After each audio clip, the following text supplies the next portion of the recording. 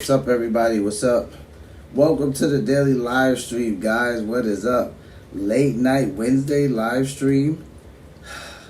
I don't hate going late night Wednesday, but it is what it is. I'm on vacay, so wifey got me ripping and running a little bit. We got things to do. You know how sometimes you put a lot of things off until vacation because you can just focus different when you don't got to think about work. So shout out to you guys, everybody coming in the chat. Hit that like button as you come in.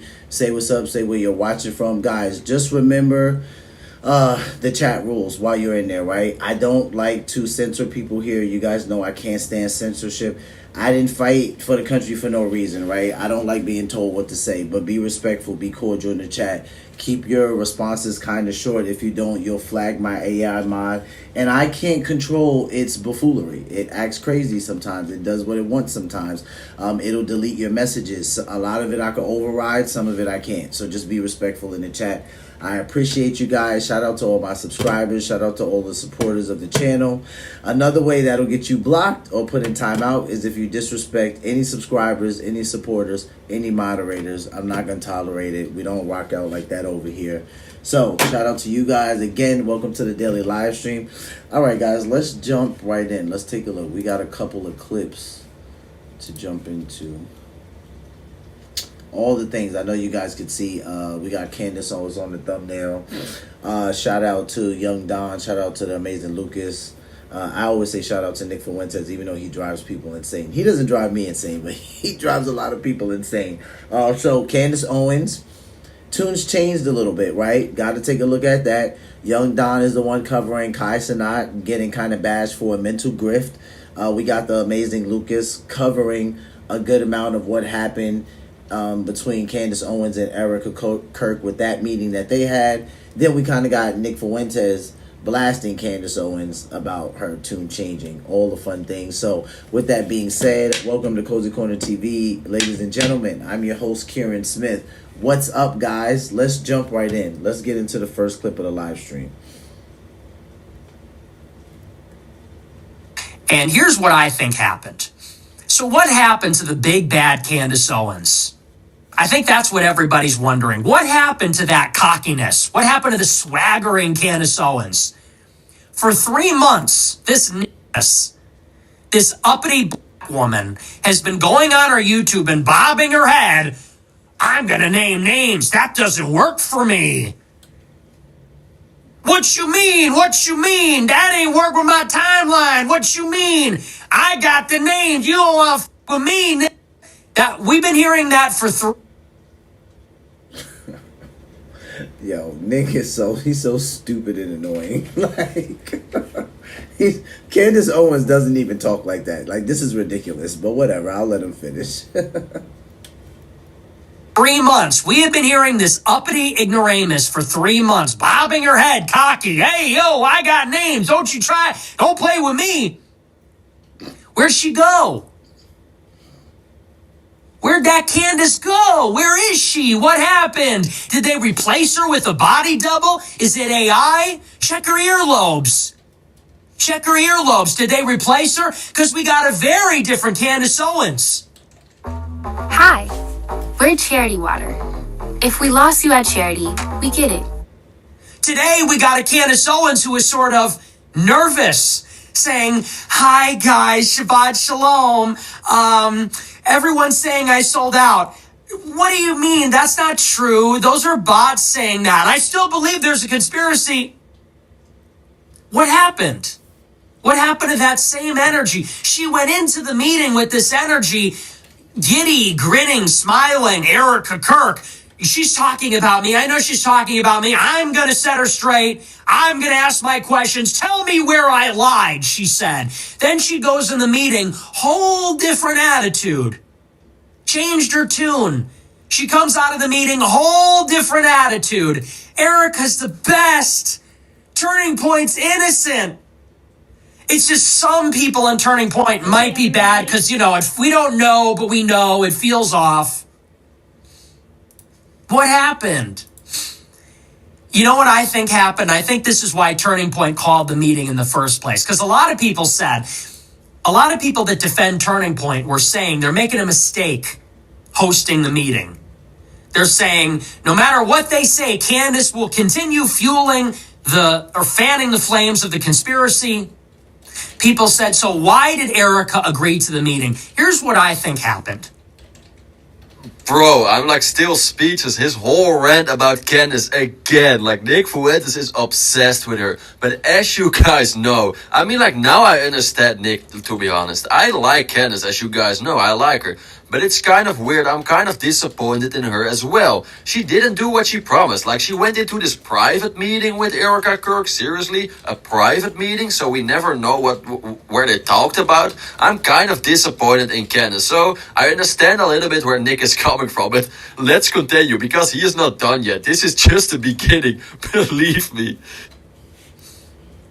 Based on my intimate knowledge of how these things work. The way the defamation law works in the United States.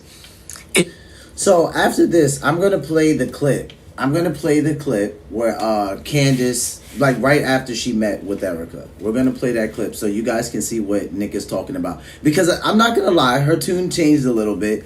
I mean, he goes on his normal rant. He's just so stupid because Candace doesn't talk like the way he's saying she actually talks. She never speaks like that. But, you know, Nick's being his stupid self. So, you know, he's mocking her or whatever. And he's saying, oh, we got all this information. And, I mean, she's been sticking by that. Her tune's a little different. I will say that in the video. So I'll play that after this. But let's keep listening to Nick be ridiculous. Is very interesting. If you defame or libel an ordinary person, a private citizen, there's a very low bar to prove that you've defamed somebody. So let's say if I talk about my neighbor who is not on Twitter, who's not on Facebook, who's not a famous person, if I take my neighbor who's a private person that just has a job and is unknown, and I start saying, this person's a murderer, this person's a rapist, this person's terrible, all they have to prove is that I was reckless. All they have to prove is that what I'm telling the world about that person is not true. And they win. And they get to extract a lot of damages. If, however, you are a public figure, if you're famous, so let's say if you're the president of the United States, if I say a lot of terrible things about the president, he has a much higher bar legally to find me guilty. He has to prove, the standard is called actual malice. And what that means is that you knew you were lying and you lied to hurt that person. And then they have to prove how much money they lost. So it's very difficult to prove defamation if you're a public figure. And it's even more difficult for it to be lucrative, for it to be viable, to win any kind of money, because you have to prove the damages too. How do you prove that somebody is engaging in actual malice? You have to prove that they lied and they knew they were lying, which is a very tough thing, because how do you know that somebody is lying? Well, I imagine maybe that's what they did in this meeting, because Turning Point brought their lawyers and they brought their documentation.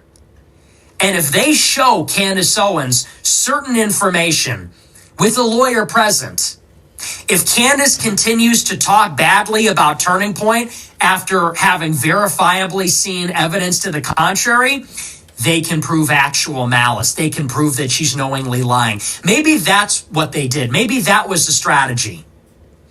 Perhaps. I would agree to that. So some of this we actually reacted to last night, and that's where we first saw the switch of Candace, right, where she's kind of acting a little bit different. But she mentioned the affidavit, which I thought was crazy. I said an affidavit. So she said that she sat there with the lawyers and they showed her that that's what they had, and they were clear that that was really all they had. So now I was thinking to myself, and we talked about this last night, how could that be like all that they have, and they're saying that Tyler Robinson is the person that did this? This doesn't make any sense. Like, surely Candace is going to harp on this, because you can't just have an affidavit and then, like, there's this big of a trial going on. There has to be a lot more evidence than that. But let's look at one more point that Nick makes. During the meeting, Candace Owens was threatened. And they told her, if you keep going like this, we have now shown you the evidence. We will sue your pants off for defamation. Because why else would it be a private meeting? Why would it be a private meeting? Why would Candace take a private meeting instead of doing it in the public? Isn't that her whole thing? Isn't her whole thing that we need to disclose things? We want people to know? She's going out there saying, why does nobody care? Why isn't the FBI talking? Why won't they give us the evidence? Why isn't Turning Point answering me? Why isn't the president addressing this? Exactly, and again, this is a very good point Nick makes here, and I actually believe what he said is so true. I don't see any other reason that Turning Point USA maybe has some blackmail about Candace, maybe they have some good evidence they can threaten her, because otherwise, I know Candace, she would like to do this publicly, right? She doesn't want to do this private, but why did they do this meeting private? That doesn't make sense. So it's like asking this question give you already kind of the answer, right? Because I believe, and again, in my opinion, maybe Candace always felt like threatened by them or something. I don't know. I could be wrong. I'm just thinking out loud. So correct me if I'm wrong. But it's super suspicious and weird that they had like this meeting in private, right? And Turning Point USA brought their like $1 million lawyers and like their whole like lawyer team. Like, I don't know what happened there, but it's kind of suspicious and shady. But let's continue because Nick is not done yet. Yeah, I mean, we all thought that. Like, I watched it live.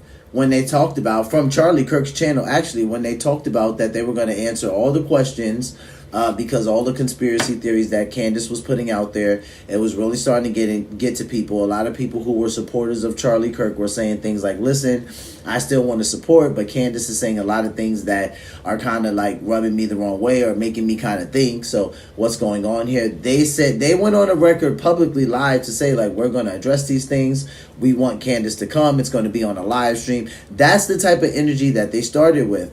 And then all of a sudden, we start to hear that Candace and Erica are going to have this meeting and it's in private. Now, initially, I thought, oh, well, when I first heard about the meeting, maybe they're going to live stream that, but they didn't. And then I said to myself, well, why would the meeting be in private? That doesn't make sense unless they're going to show some type of evidence or they're going to, like Purge Viral said, maybe they're going to blackmail Candace in some way and say, like, hey, if you keep doing this, like maybe there's some behind closed doors threats that are happening. I don't know, but I know that when it went private, that was something that was a red flag for me. And I know it was a red flag for a lot of people. They're like, well, you guys start from Charlie Kirk's channel, you guys started out saying that you were going to make this public and that it was going to be a live stream. Now, all of a sudden, it's a very private meeting and we just see Candace change her tune after going hard for the better part of 3 months. It just looks very suspicious. But I don't know, Candace Owens, that she did this meeting in private, it's kind of odd. But then she takes a private meeting. By studying geometry, we can think about our first principles, Make that one make sense. For 3 months, the line was that we needed a public disclosure. That's why she was airing this out on her show. That's why she's showing private text messages. That's why she's attacking people on her show every week. Ostensibly, even if you're a believer, it's for the sake of public disclosure. Then you get a private meeting. Let me tell you what happens in a private meeting. It is not disclosure. What happens in a private meeting is a deal is made. That is what happens in private meetings.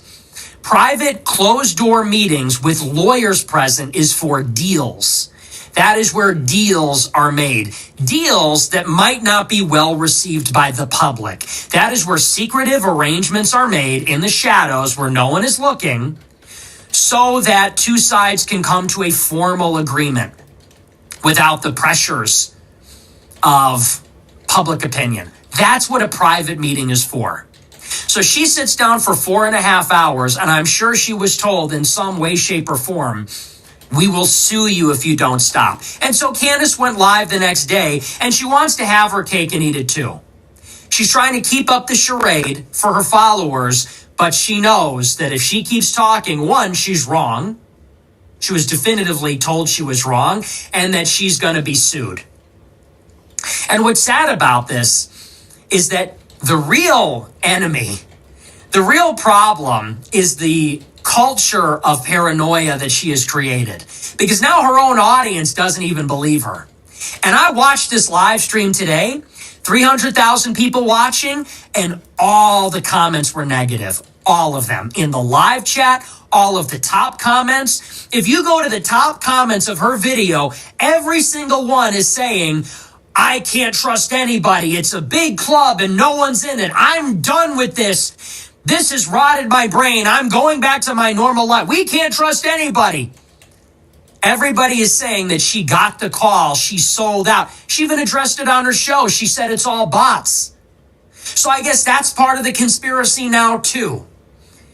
The French, the Egyptians, the Israelis, the Beekeeper Society, and even her own audience that disagrees with her, now they're part of the conspiracy too. And the audience think she's part of the conspiracy. Everybody's pointing the finger at everybody else. No, just so many people, they're just disappointed in what happened. Same for me, or I will speak for myself. Even me, what Nick just said, I also... Now, this part is true. Like, there were a lot of negative comments in the live stream. There were a little over 300,000. So at the point that Nick is talking about, I can confirm that that's pretty true. And people didn't like it. Honestly, people didn't like it. And I think that comes from the question that Nick is asking right now. Like, what happened to that bold, brazen Candace that's been, going hard for the last couple months? Like, where did she go? What happened to her?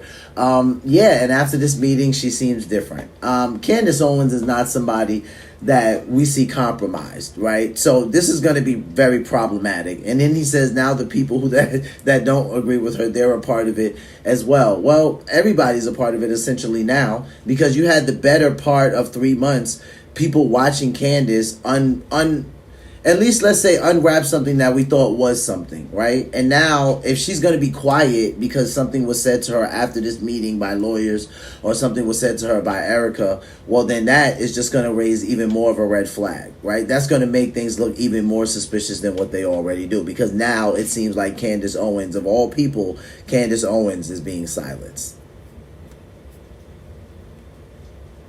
Don't know who I can trust at this point anymore. Excuse me, but can I trust Nick still? I don't trust anyone almost at this point. Like, constantly these people are lying, or they're doing opposite things as what they say. So this is also, I was very disappointed. And again, maybe I am wrong. It could be that Candace Owens, like, she fears for her life, or they do have some evidence or blackmail about her, Turning Point USA, because this whole organization is also like kind of suspicious. Like, just take a look at this organization and you know already enough. Maybe she's like try to save herself or something, because she doesn't want to get problems with this organization, because believe me, they have a lot of power, like they have a lot of money and power. So she is like a little bit like she's watching out.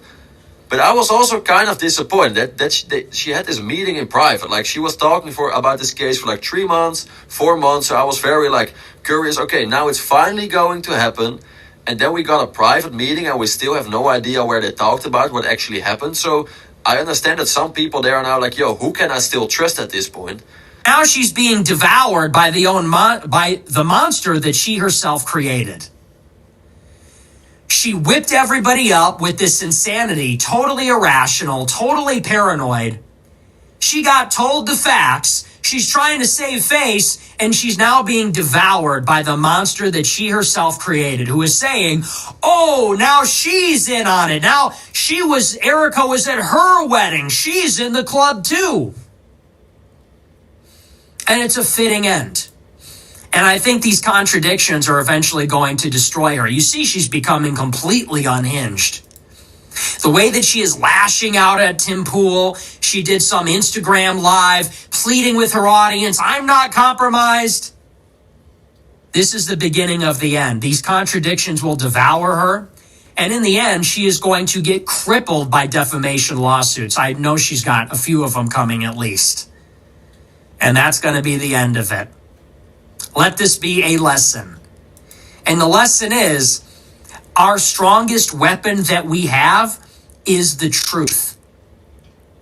And the second that we compromise on our intellectual standards, the second that we compromise for the sake of some sense of partisanship, for example, I saw Ian Carroll. He said, you're on the wrong side of this. You're siding with the wrong people. This is an opportunity to strike a blow against Israel. The second that you start to engage in that kind of mentality, you lose your greatest weapon, which is the truth, which confers credibility upon you. It confers legitimacy. And that is gold. It is worth its weight in gold. Because think about the crisis that the country is undergoing. It is a crisis of confidence. It is a crisis of legitimacy. It is a crisis of credibility. That is how you would characterize the problem in society. It's faithlessness. Faithlessness in the elections, in the mainstream media, in the universities, in our government, in our law enforcement, in our politicians.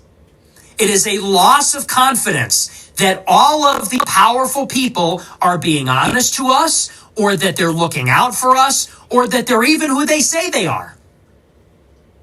And this is so true. And of course, people, they don't accept it anymore that these powerful people are constantly lying towards them. This is the reason why so many people, they don't even want to vote anymore at this point, because they feel betrayed by Donald Trump, for example. Again, many of these powerful people, they just act like they care. And we talked about this a couple of times on here. That's why on here we watch both sides. And how many times you guys have heard me say it, right? There are plenty of people that have voted for Trump that are pissed off. There are plenty of people that put him in office and they are pissed off. Other than the people that didn't vote for him, they're pissed off, right? So the favorability rating dropping, it shouldn't be shocking to anybody, right? You have the economy still feeling expensive, right? You have the whole thing with the Epstein files. And then on top of that, you have his whole entire cabinet. Most people would say they're all completely incompetent. I'm not going to say that I 100% agree with that, but I get why people are saying such things, right? Like at first, I didn't like the fact that people were saying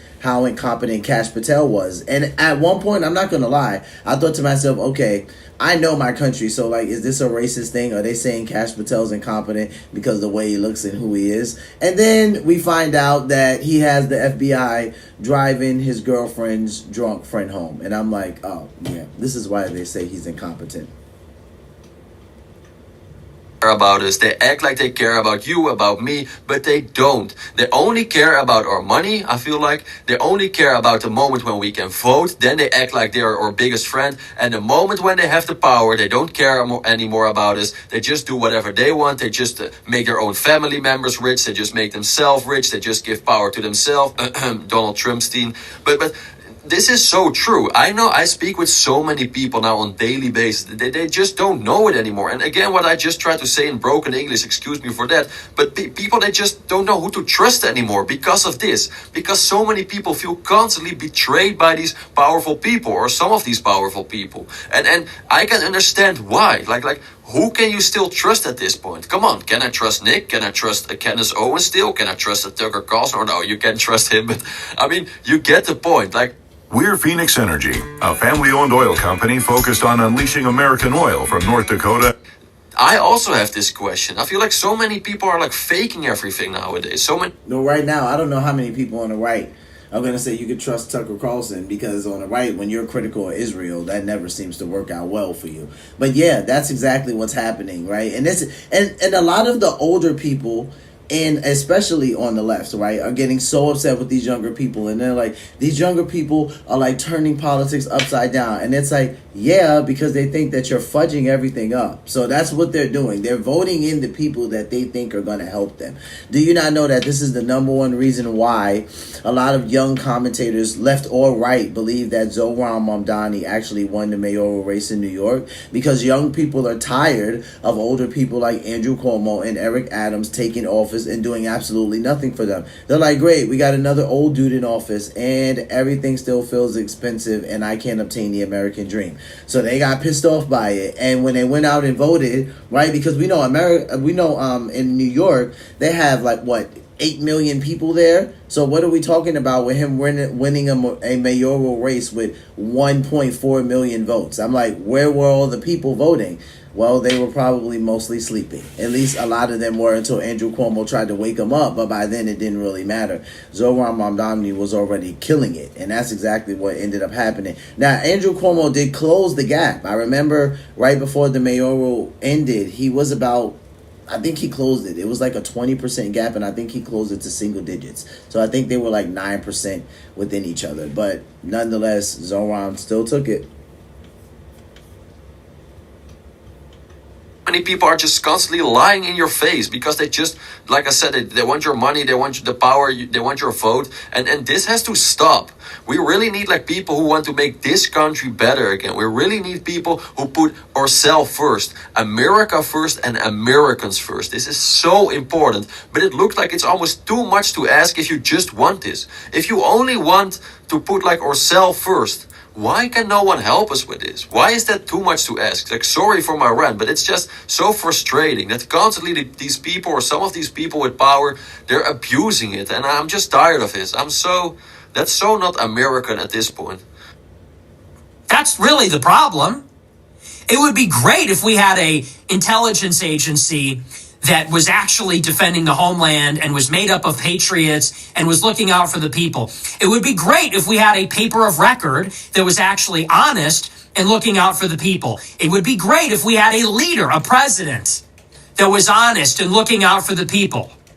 We would love that. We would love national unity. We would love efficaciousness from these institutions. We would love leadership from a natural hierarchy of elite people. We would love those things. That is what makes a country great.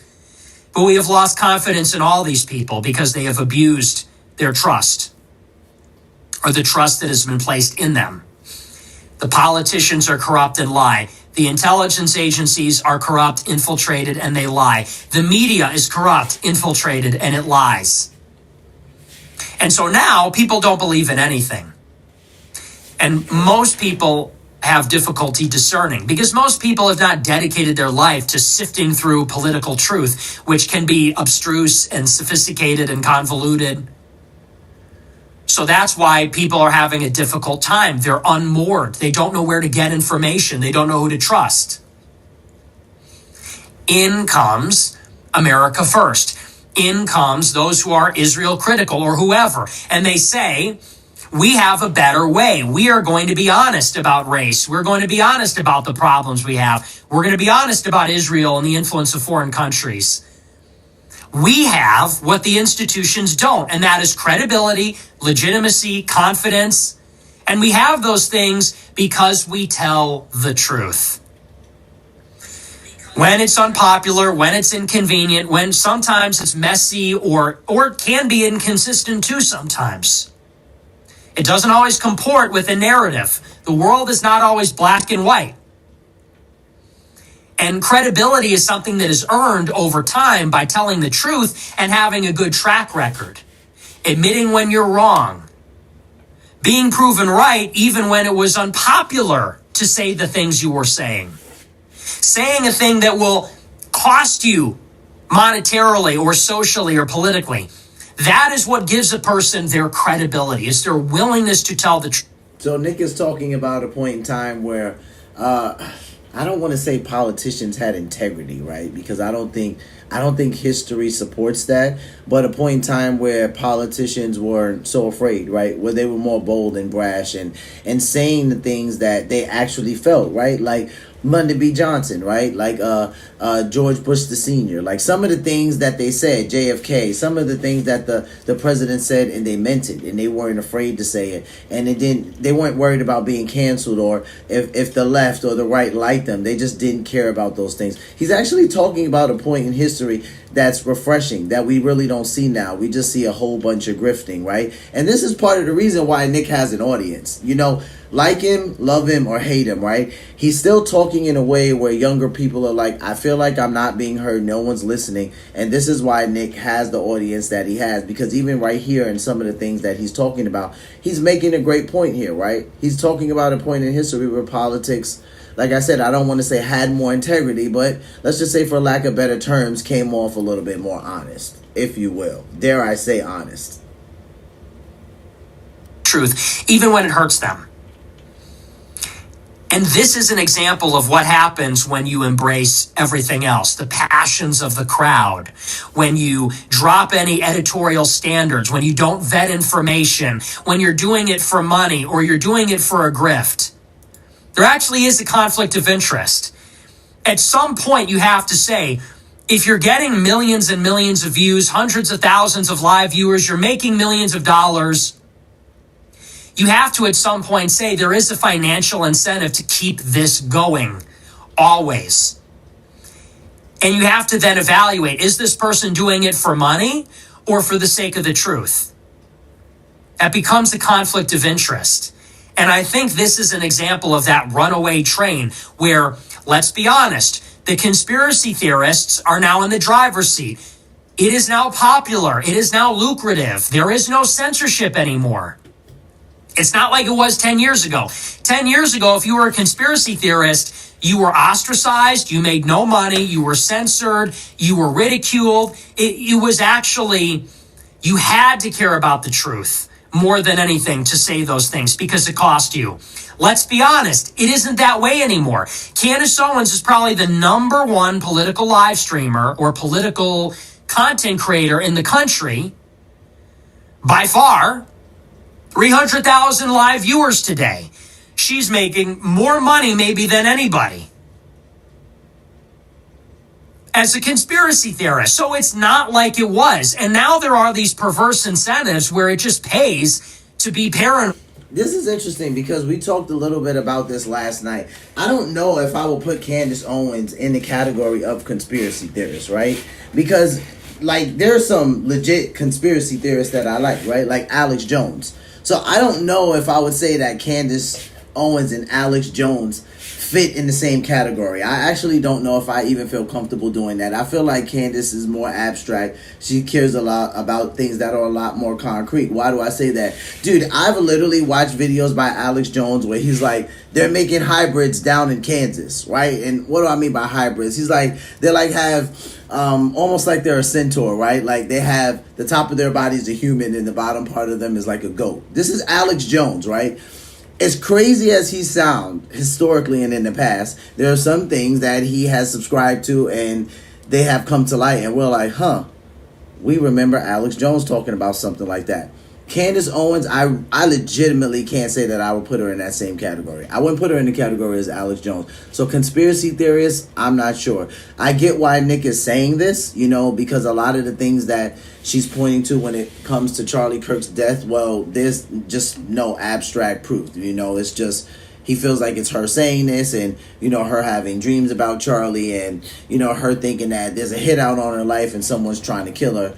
But as I've said in the past, when I see Candace put a certain amount of energy towards something, I just kind of take heed to that because I would not subscribe conspiracy theorists to her historically. I actually wouldn't do that. But, I get where Nick is coming from and why he might be saying that. No, and it just pays to throw shit at the wall and say, I don't believe in that. I'm just asking questions. Oh, this stinks. Oh, this looks ridiculous. You think you know David's story.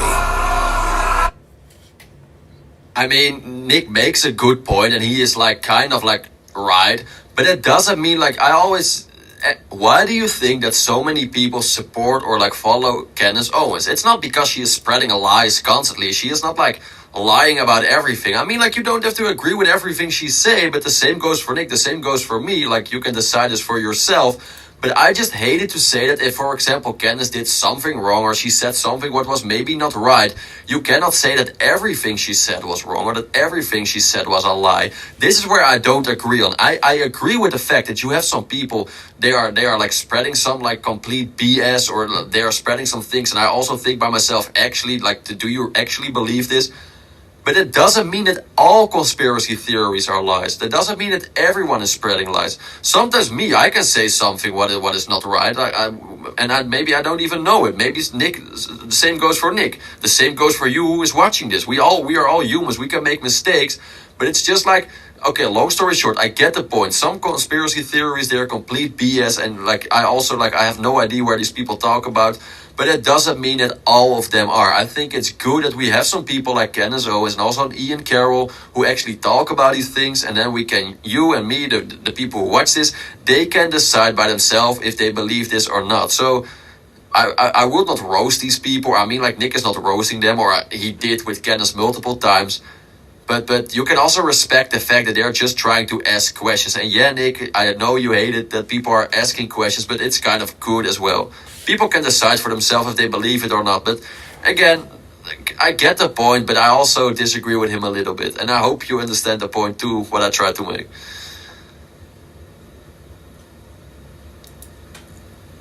There's now a powerful financial incentive to just say that for the sake of the money, because there's a general climate of suspicion. And that's why now it is the job of the genuine conspiracy theorist to exercise judgment, prudence, restraint. The pendulum is swung. Now everyone's a conspiracy theorist, and the mob is whipped up, and they will go with anything, any crumb, any seed of doubt. They will take it and run with it. Now it's our job to be restrained. Now it's our job to lead, actually, in a different way. And for those that cannot discern, to actually provide objective analysis. And Candace Owens was not doing that. And now she is being devoured by her own audience. She told her audience, there's this completely insane conspiracy. Everyone's in on it. It was told to me in a dream. We don't know anything, but we know somehow because we feel like it. And consequently, now... Yeah, I knew he was going to point to this. And this is Candace talking about her dream, where she says at one point, this was probably a couple days after Charlie died, and she talks about how he came to her in a dream, and he tells her, you know, like that he was killed, that he was set up.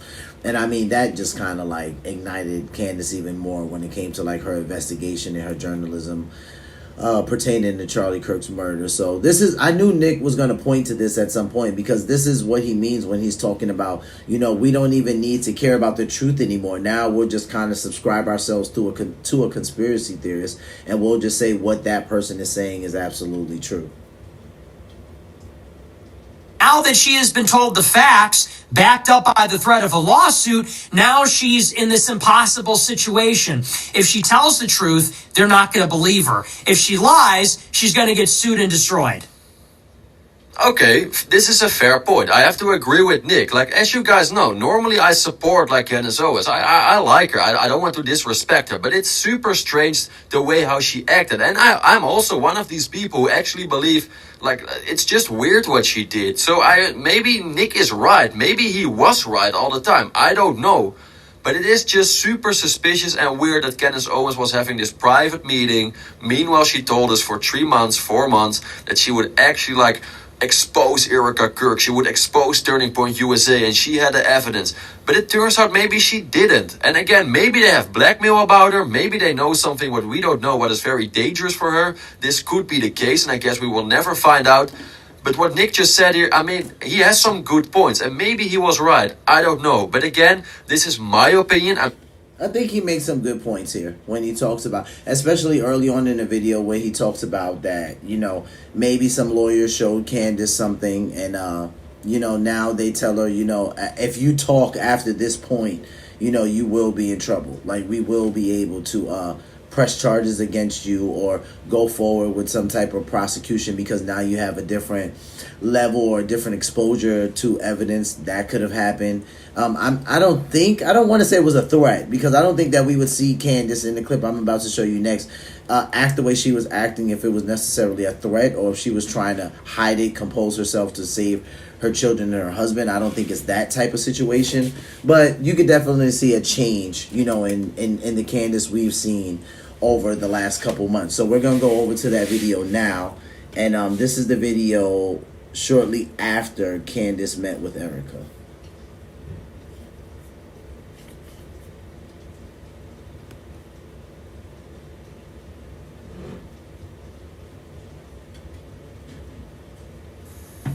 Okay, everybody, Shabbat Shalom.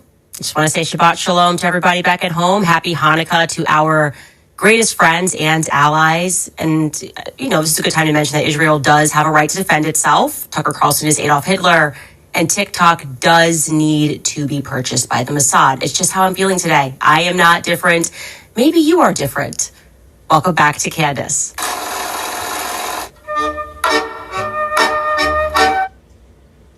Okay, so I didn't watch this clip in its entirety. She started off with Israel does have a right to defend itself. So the only reason why that's weird to me is because if you guys watch Candace, then you know that Candace is pretty critical of Israel. So I'm like, why did she say that? You know, even the Shabbat Shalom didn't throw me off, even though it kind of did, because has Candace said that before? I don't, like, I would have to go back and watch. I don't remember it. But I'm thinking to myself, like, okay, this already started weird. We're not going to watch this in its entirety, guys, because it's like over an hour. So, but I'm going to skip through a little bit so we go to certain parts. 4 hours and 30 minutes. Erica said, stop. And this has all just been a show. Calm down, okay? She got the call. She's betrayed us. She's doing something else. I can't believe it. This has all just been a show. Calm down, okay? What do you think happened? Erica said, stop. And then I was frozen for 4 hours and 30 minutes, just like...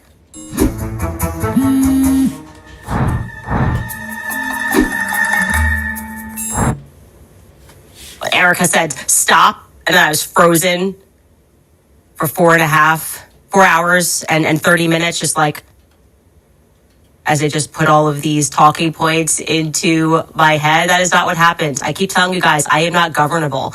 I am basically akin to Kanye West. I never felt more seen than when he tweeted a lot of years ago, just fired my manager because I realized I can't be managed. That is me. That tweet right there, I was like, oh gosh, yes, Kanye, that, I get this, okay? Nobody is changing their mind anything. Well, how ridiculous would it have been if I'm doing all of this, investigating, asking all of these questions, and then Erica Kirk offers to answer some of these questions, and I'm like, no, I'm not going to go. I can't betray people. I don't want any answers to the questions. I just want to ask them. No, this is the entire reason we are doing this. We've been looking at the situation going, why can't Turning Point USA just answer basic questions? And I can tell you guys that yesterday, for 4 hours and 30 minutes, there were no rules. They said you can ask us any question that you want, anything that's on your mind, which I appreciated. And some of you guys are thinking, who is they? Who is they? It's the Jews, obviously. Just kidding. Justin Strife. Justin Strife was in the room. It was just Justin Strife and Erica. George joined me just for the beginning portion of the conversation because he had that thing going on that I told you on the 15th all day. He was in a conference. And then I brought my cousin Mia, you know, the one that has a really bad attitude. I just bring her there for vibes. I think it just confuses people. They're like, I don't understand what's this person doing here. And the reality is she's like always just listening to Cardi B music.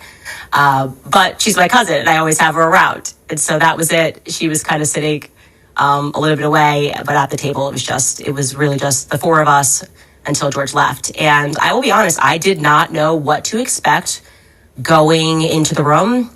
I did not know if they were going to be open. I didn't know what Erica's energy.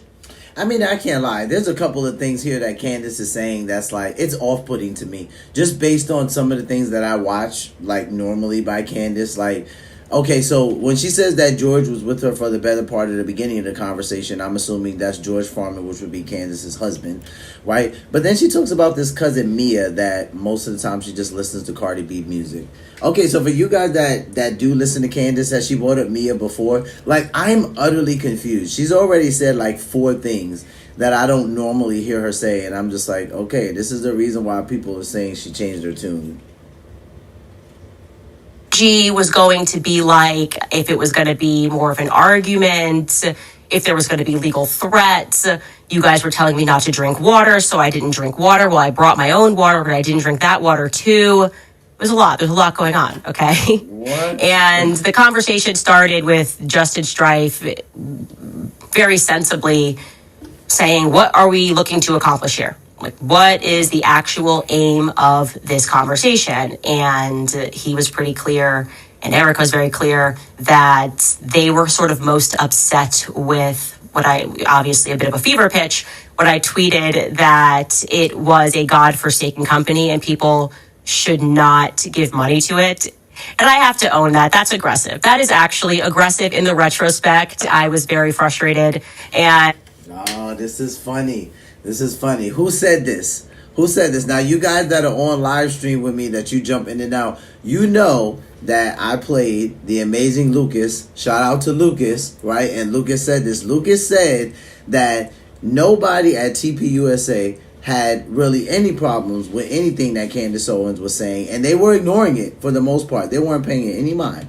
And then Candace goes on social media and she starts to tell these people, hey, because we've been betrayed, because we don't have the truth and these people just aren't being honest, you guys should start asking for a refund. You guys should start asking for your money back. And then Lucas said that once Candace did that and people started to attempt to get their money back, that's when we see Justin and others say, hey, we're going to do this live stream kind of addressing everything that Candace has been talking about. So this is very, very interesting that Candace says right off the rip, the first thing they brought up was the refunds. I'm like, oh, okay, this is making sense now. Was a God-forsaken company and people should not give money to it. And I have to own that. That's aggressive. That is actually aggressive in the retrospect. I was very frustrated.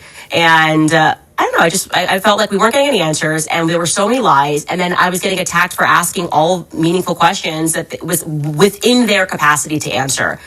And I told you, I definitely, my problem in life is that I can rise to anger very quickly.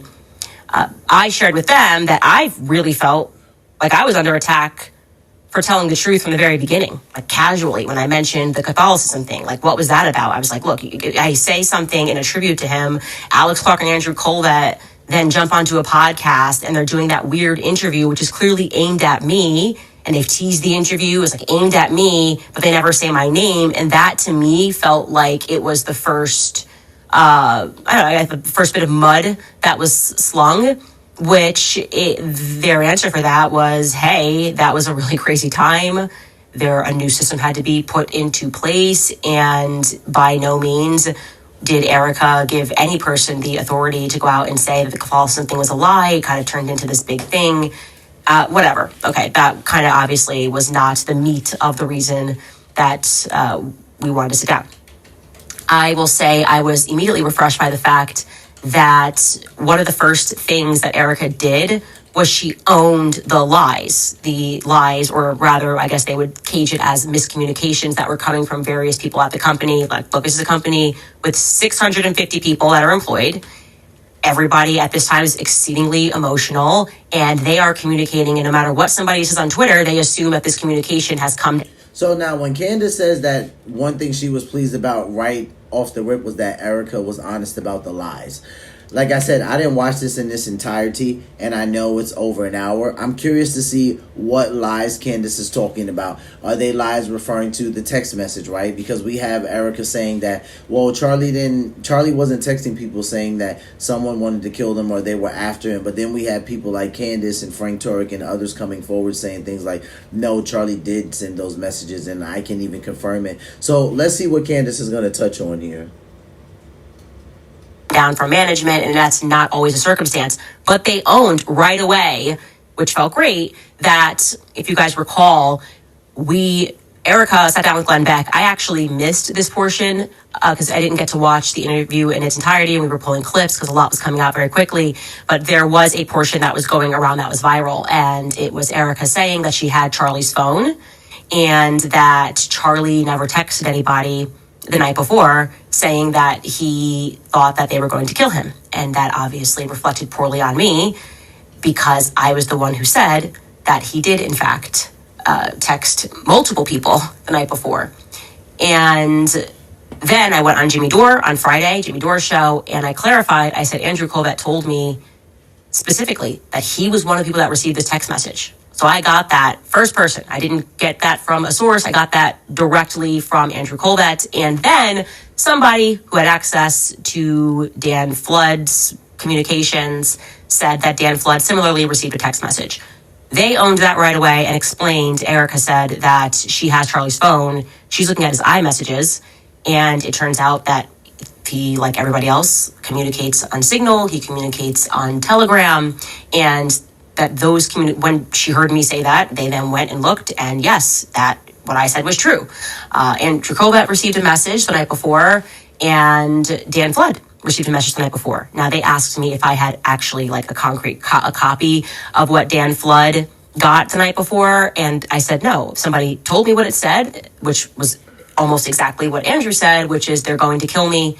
I talked about this last night. Now, I'm thinking that they asked this question just based off of their knowledge of Candace's journalism skills, but I'm not sure why they would ask her, do you have like a hard copy of that text message? So I'm like, okay, they must have been just assuming that because Candace has been gathering information that she would have, I guess, printed it out.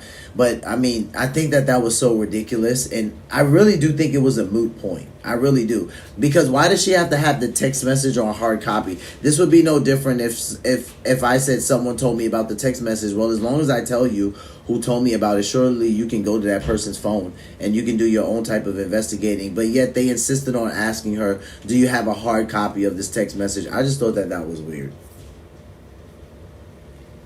Andrew did not know who they were, the they that he was referring to were, but they clarified that the message that Dan Flood received said the left is going to kill me. So I can't confirm that one way or the other. I have to trust them on that because I did not see that concrete message. I was told that it said they. Now, obviously, we discussed the moment, and I'm laughing here because you TikTokers are actually out of control. You guys are going to be the reason that Israel gets TikTok, because you guys are acting a fool all the time. And the videos were so hilarious of you guys mocking the Barry Weiss interview. It's great. It's good to laugh at ourselves. And Barry Weiss is always worth laughing at. But I was sort of like, hey, I felt name checked by the podcaster, Candace Owens, this obvious setup, and then asking me to stop. And it's interesting to hear Erica say that the reason she didn't ask me to stop in the beginning, because she was actually learning things from the show. She was actually learning things, and that I think she similarly felt that Barry Weiss was trying to create a moment. Obviously, it's who Barry Weiss is. It's the Zionist lobby.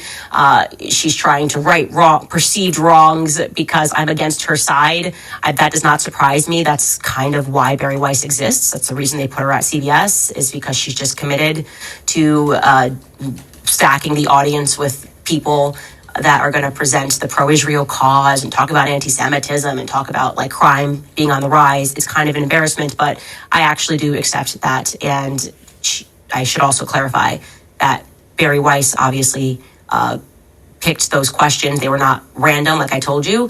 It wasn't like people were coming to the mic and it was an open mic and they didn't know what they were going to get. It was all very much planned by Barry. But Erica said that she knew the general idea, like they were going to mention me and mention the conspiracies, but she was not given that specific, the podcaster, Candace Owens, question. So I think that's fair to clear that up. Now, I did not at all recant any of my suspicions, and I understand people disagree with me about particular people at Turning Point USA. I communicated what I communicated in front of the whole world. So Erica goes on record to say she wasn't specifically asked that question, meaning that someone didn't say Candace Owens' name specifically. I think that's fair. Candace Owens was actually the one that said shortly after Erica had her interview, I can't remember where she was at. I don't know if it was on CBS or where, but shortly after Erica had her interview, Candace was the one that said that Erica would name drop her at the TPUSA event that's happening this weekend. So that's an event that they do annually. I actually covered the one they did last year. If you guys go back to my channel around this time last year, you'll actually see the Turning Point USA event. I got it at the last couple of days when it was almost over, so I got just a few speakers. You can see Charlie on there. And that's the event that's coming up that I believe is this weekend that Candace was saying Erica would name drop her on. My skin crawled after I spoke to Terrell Farnsworth, the person who took the cameras down. He lied to me several times. I explained to them, which felt good to have that direct communication, how Terrell lied multiple times, and that I did not understand why he was there that day. They echoed what he said. They defended what he said, that they were trying something new that day, that they typically live stream, which is what Terrell said. They typically live stream, and I said every college event. Well, they said, well, yeah, they live stream the events that are tour stops, but they don't live stream like the outside prove me wrong type events. And that was something that was new, and it required Terrell. And I said, even if that was all real, if that was all true, I still didn't feel good about the conversation that I had with Terrell, and I can't ignore my gut about the many little lies that he told. I thought the video he recorded was weird.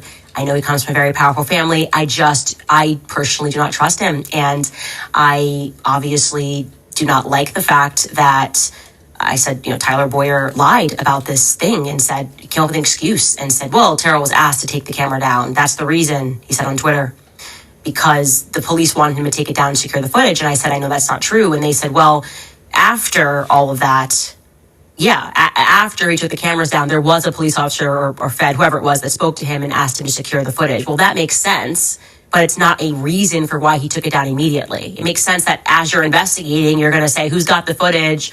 Let's lock it down. But it didn't make sense to me that Tyler Boyer lied about it. And I don't trust Tyler Boyer. And that is never going to change. Similarly with Rob McCoy. He makes my skin crawl. I can't explain it. I look at him and he's a bad person and nobody can make me feel one way or the other about that. I was surprised to... Yeah, Rob McCoy is somebody who a lot of people, I'm going to use the word indifferent, but a lot of people, they feel some type of way about him. They say, man, it's giving suspicious when it comes to this guy, right? It's giving something's really off. So Candace is not actually the first person to say that about Rob McCoy at all. There's been a couple of people that said he has lied about things, he has covered things up, he has not been honest about things since Charlie has been gone. So yeah, she's actually not the first person that says that he makes her skin crawl. Learn, and this is kind of gets into, I guess, us not knowing the inner workings at Turning Point USA, that Rob McCoy actually does not work with Turning Point USA in any capacity whatsoever. And so him communicating as he has done, like, I'm the pastor, I'm this, I'm that, it's just not real. Like, that is not real. And we should know that that's not real. And when he says that, call him out on that separately from Turning Point USA. I was operating under the assumption that he worked for Turning Point USA. And I said, if obviously that's wrong, I'm happy to correct that. But also, what were we to assume when he hit the stage at the memorial and said, I'm America's pastor, and then had the Wikipedia updated and said, well, I'm assuming he had it updated because who else would do that he started Turning Point USA Faith. So I guess, to be clear, we were just wrong about that. And I will have a lot more to say about Rob McCoy and where I believe he fits into a lot of things. So I'm not letting up on that. Now, one piece of this where I still don't understand it. And Hey guys, yesterday I was watching this short video and it just blew me away. The magic bullet. Okay. Now, we all recall what happened. I casually say on the show, hey, I saw the footage. There was no blood. And honestly, when I said it, I didn't process how big of a deal that was with the 30-06. Very quickly, what happens is Andrew Colvett whips up this tweet about what happened with the bullet. And he said he wanted to address all the discussion that was being had about the online chatter. I'm obviously paraphrasing here. He says, I apologize. It's going to get graphic, but he spoke with the surgeon. The bullet should have gone through. The surgeon then explained that what he's typically seen on these wounds, and basically this was all a miracle. Charlie saved lives, even in death. And the internet clocked it, this miracle, the healthy bone. His bone was so healthy and the density was so impressive. Like, this is a quote, by the way. His bone was so healthy. I want to read it. This is allegedly from a surgeon. Quote, his bone was so healthy and the density was so impressive that he's like the man of steel. It should have gone through and through. Okay, so now, I just got triggered here because I just talked to you guys about me getting my 24-hour timeout from YouTube. I got it Saturday night into Sunday, and I got the timeout from YouTube because I was playing, shout out to Vahalia TV. I was playing him, and he did a video on the bullet that they are saying would have went through Charlie Kirk's neck. He used a gun, and he used the precise bullet that they said would have went through his neck, and he shot at a couple of targets to show what would have happened if this were actually the bullet that was used and the damage that it would have done if it was actually used, right? YouTube didn't like that he was shooting at targets. They said I violated the gun policy. It doesn't matter, that I'm an 8-year veteran in the Marine Corps. I've shot, trained, and owned guns. I still somehow violated the policy because we're watching a guy rip through targets. But I digress. Anyway, Valhalla TV, he did some great coverage on that, because watching some of the things that he shot through, they're saying here that his bone was so healthy and it was so dense and impressive. The bullet should have gone through and through, but it just didn't. I'm like, yeah, nobody's buying that. Like, after watching that guy's video, I was like, dude, there's no way that anybody's buying that. No one's buying that. This bullet ripped through cow femurs. It ripped through all kinds of steel plate. He had his buddy shoot through 3 different steel plates. One was a 1/4 inch, one was a 1/2 inch. I think the other was 3/8 of an inch. And I mean, there's a bullet in each one. Literally, the only one where you don't see a clean bullet hole is the 1/2 inch, and it literally tore through the side of it. So I'm like, I don't even understand why Candace is reading this, but we're just gonna keep watching a little longer. Likely would have killed those standing behind him too. And we were just like, he's like the Man of Steel. It should have. In the end, the coroner did find the bullet just beneath the skin, even in death. Gosh. Gone through and through. It likely would have killed those standing behind him too. And we were just like, eesh. That kind of was like the beginning of the WTF, right? I feel like that was kind of the beginning of it. And immediately people in the comments responded to Andrew, and he said, this individual said, this post is so fake as it would violate HIPAA. Like, there's patient privacy. You can't just call up the surgeon. And then Andrew Colette replies and says, rest assured, I would not have posted without full permission. Now, he said he spoke to the surgeon. And they confirmed that Andrew spoke to the surgeon, but that they did not know that he was going to write that tweet. They did not know that he called up the surgeon. So, like, it very much came across who spoke to the patient privacy. You can't just call up the surgeon. And then Andrew Colette replies and says, rest assured. All right, so I'm just going to pause that there for you guys that want to read it really quick, and then I'll go forward. And just new people that jump in and they want to read it really quickly, and then I'll go forward in a second.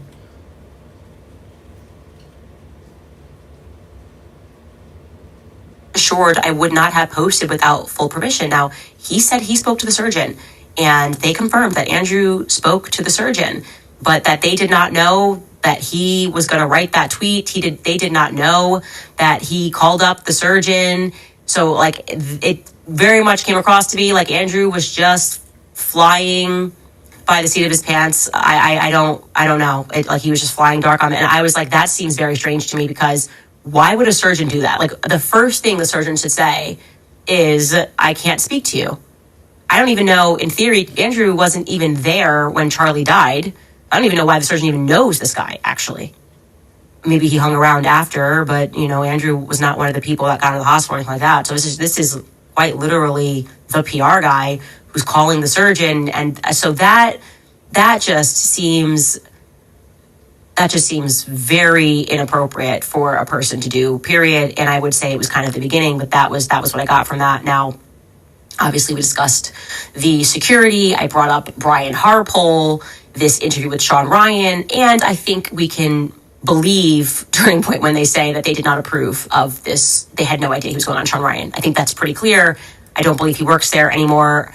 So that was kind of him, just getting out there and perhaps trying to rescue his own reputation. And I think that only made his reputation worse, actually, because people rightfully sensed that he wasn't telling the truth in that interview, that he was being cagey, that he was saying things that didn't make any sense. Again, you constantly have these people that believe, like Brian Harpole, that with enough performance he can sit down and you're just going to convince people that this is real. And this is just a different time. Like I said, these TikTokers are out of control. They will check you in 4 seconds. Okay. Prophet ﷺ said in a hadith, things that the biggest piece of this that I want to communicate, and that I did communicate to them, and I hope that they took me seriously on this, or rather that they take my strong advice on this.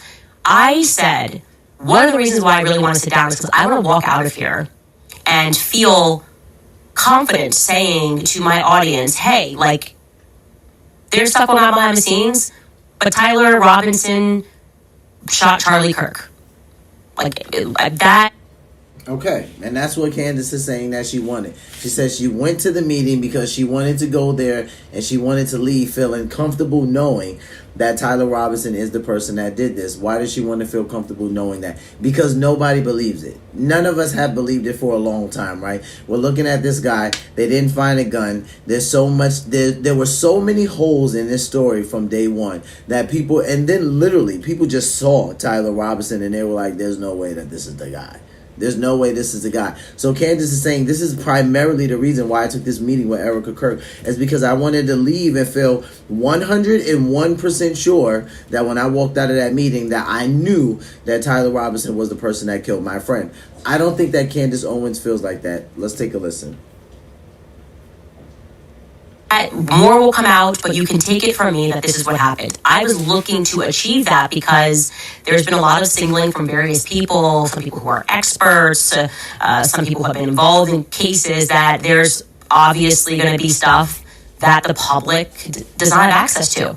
And so it is at least plausible that they have seen very clear footage that we've been asking for of Tyler Robinson getting up there and taking the shot. Like, they have access to UVU cameras. So I was hoping to hear that. And I said that I want to hear why people feel so confident at Turning Point USA that Tyler Robinson is the guy.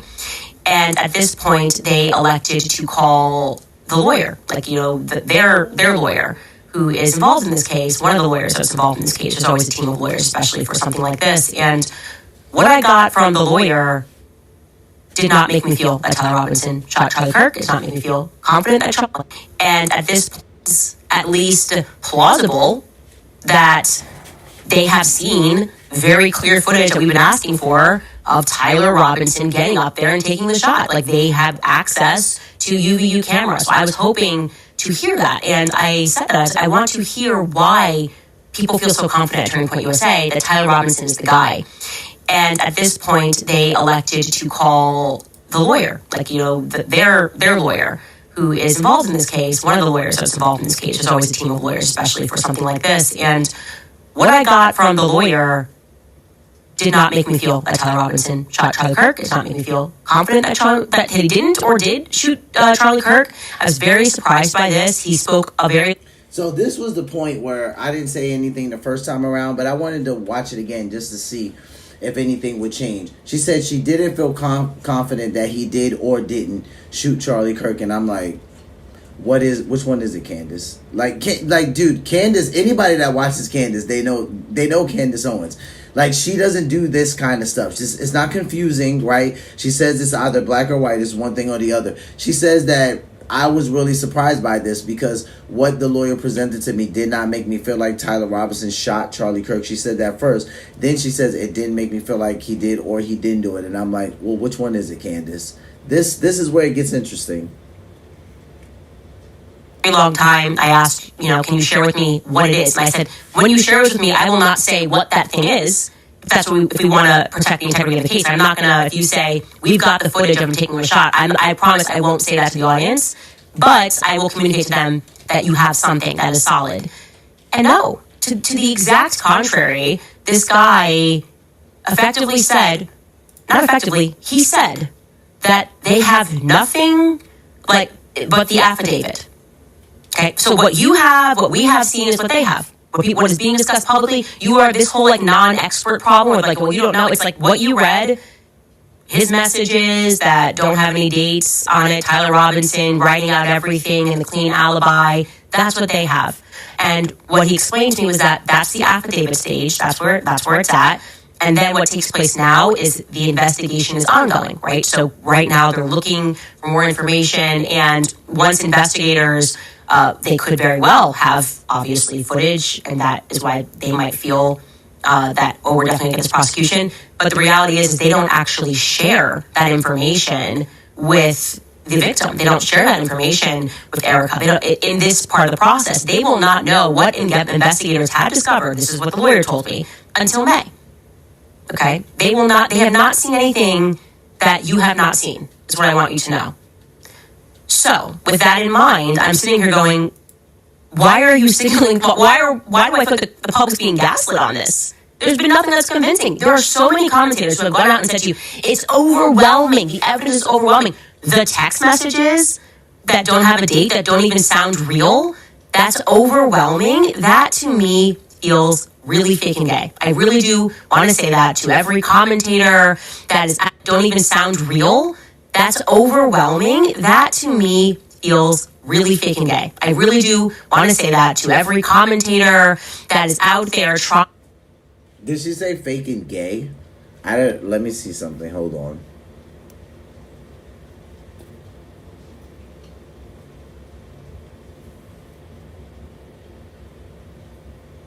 Don't even sound real.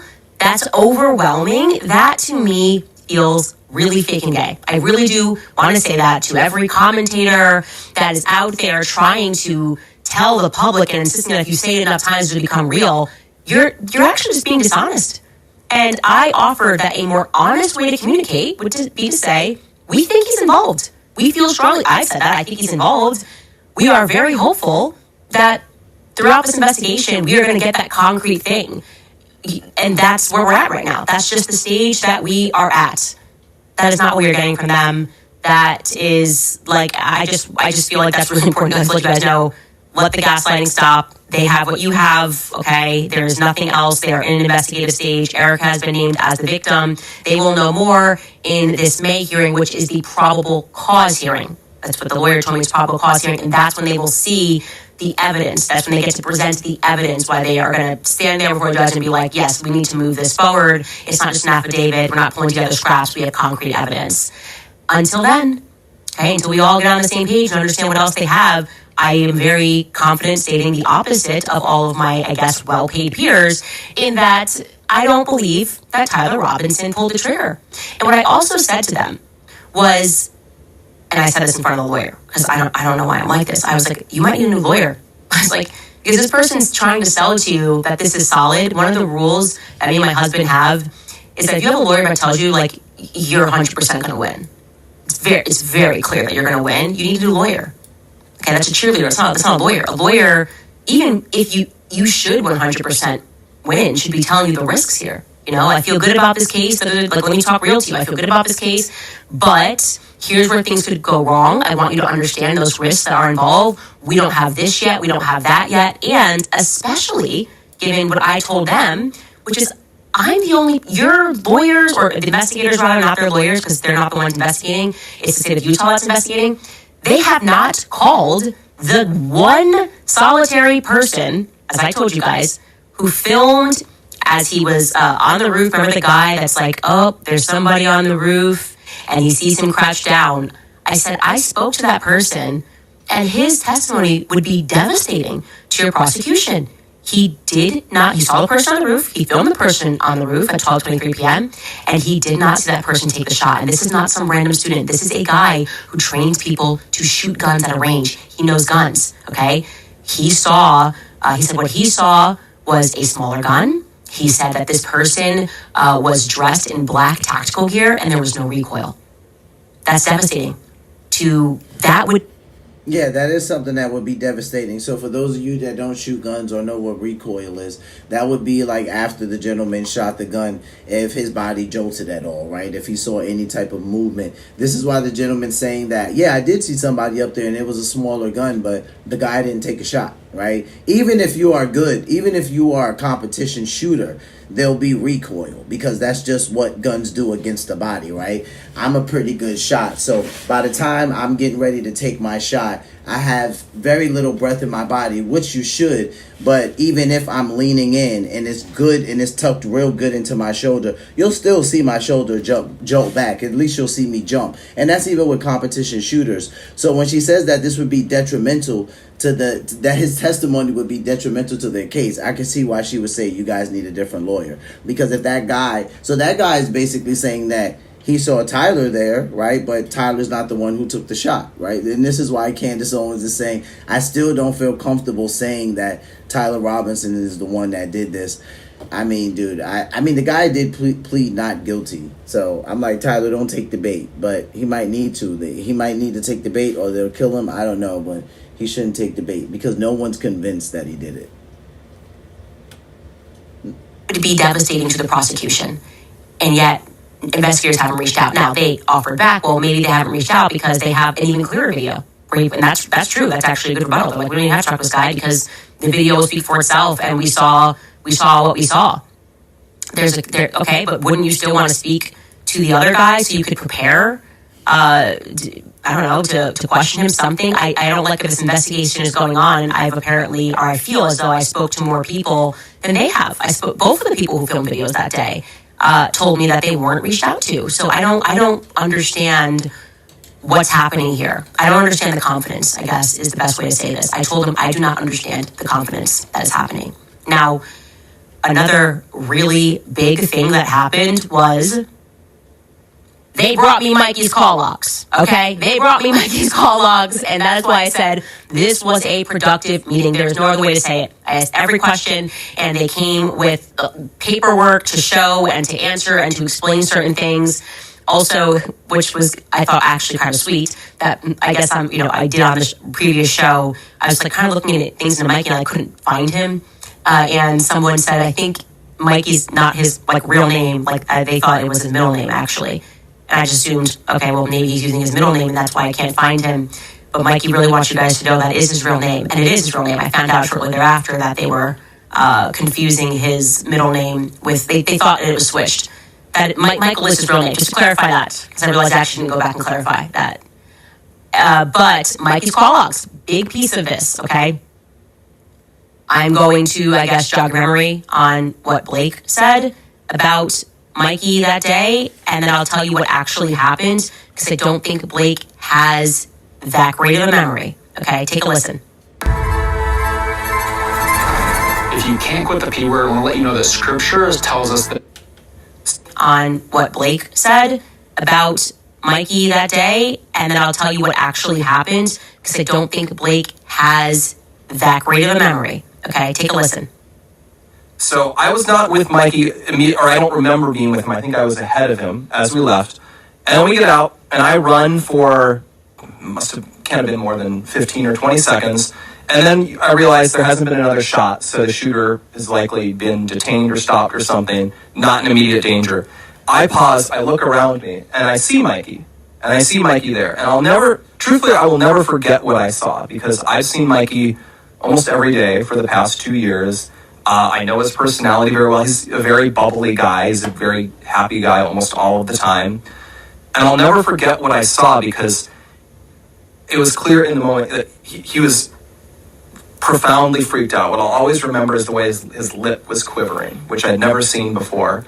And you very rarely see from someone that he was freaking out. And then I think he literally said to me, I might be imagining this, but I think what he literally said was, he was looking around, and then he says, I need to call Erica. And then he takes his phone, and he begins calling Erica.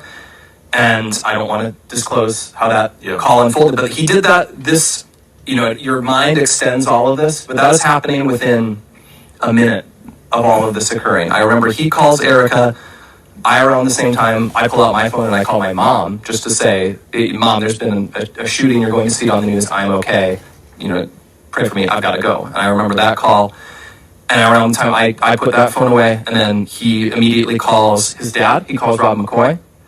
And he says, Dad, someone shot Charlie. You need to call all of your pastor friends. Charlie was hit. We need everyone to pray right now. And that's what he told him. Okay, so that's just not right. And so when he says, I might be imagining this, I'll never forget, followed by, I might be imagining this, probably means that maybe you forgot and you really could be imagining. Now, for me, personally, I think the normal physiological response in these high adrenaline situations for most people is you lock in. That they're literally your body, when it goes through something, when it's terrified, is going through this sort of you are really paying attention to details. we've learned about this many times over in health class growing up. This is why they talk about that fight or flight response, and quite literally there's stuff happening to your body. And so there's a lot of details here that are just not accurate. And the one that surprised me the most about these call logs is I certainly feel that we were given the impression over and over and over again that the first person Mikey called was Erica, right? He called Erica. We were told this by many people also that he trained, like he almost like went to a camp and trained, and Charlie was like, well, I mean, this doesn't seem too far-fetched to me. It makes sense here when Candace says, like some things aren't lined up and people were questioning these things. And yeah, she's absolutely right. Like when PTSD happens, when things happen, your body keeps score, right? So even if you might not remember every single thing, your body remembers every single thing that happened. But it's normal for you to forget small details, right? So like you might see someone that had on a black shirt, but to your recollection, the shirt looked dark blue, right? Or maybe it even looked like a navy blue. But with time, like these all things come back and they kind of clarify themselves. And that's just because your brain is processing not just what's happening, like what it sees, but also the thing that's happening to its body. So you could see someone get murdered, and at the same time, your body is in extreme fear. You're probably trembling or shaking. Your mouth is probably dry. Your eyes are probably stuck in one position. So there's a lot of things happening from a bodily standpoint that we just kind of don't count, and it makes sense why details wouldn't line up just right away.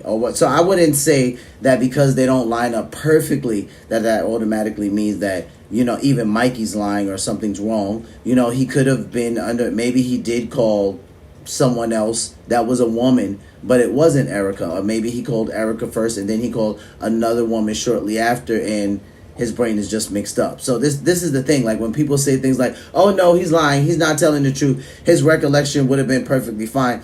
I know that these people haven't been in many traumatic situations. They might have been in situations, but to be in a traumatic situation is just very different. And there's been plenty of times where I've talked about you guys, my first encounter with death, me being 9 years old on a playground, and across the street there are some projects and we could see a man on the roof, about to kill himself. There are plenty of things, and the man actually did jump and kill himself. There are plenty of things I remember from that day, and there are some things where my memory is a little skewed because it happened when I was 9 years old. And if you probably asked a different 9-year-old today that was on the playground with me at the same time, they might remember things that I don't even recollect. I don't even remember them happening. So I don't think this is too far-fetched, but I understand why this stuff not lining up to Candace right away just didn't really make sense to her. 1, 2, 3, go, and like fast. 1, 2, 3, go. Go. That's why I walked away. 1, 2, 3, go, and just told him this is what the first thing you do is. Well, he didn't do that. Actually, the first person he called was his wife. He called Elizabeth McCoy, and then he stayed on the phone with his wife for 10 minutes. And during those 10 minutes, he three-wayed Erica 3 minutes after the shot went off. And then he three-ways his father. And then he three-ways a third person who I'm not interested in mentioning because it's not relevant. This is Danny McCoy, by the way, is his brother that's in the military. But that's before the shot goes off. Charlie Kirk shot goes off. I had that in detail. Charlie's brought to security. Mikey McCoy calls his wife. They will stay on the phone for 10 minutes. Okay, in that same minute, because we know this because Blake Neff has given us his call log to his mother, Blake Neff called his mom. His call with his mother lasted 45 seconds. So we're assuming it went to 12:25. It very well could have stayed in 12:24, depending on the millisecond. Blake Neff ends that phone call with his mother. Mikey McCoy, after the phone call with his mother ends, adds Erica to the phone. Okay, so that when he was recapping and he's like, oh, his lips quivering, and he's like, I gotta call Erica. And he's like, and then I called my mom. That's not right. That's just not, this because Blake, well, he didn't do that. Actually, the first person All right, I'm only going to run that back a little bit just so you guys can kind of see the order that it went in. Because I said that, and I also said that I hadn't watched this in its entirety, right?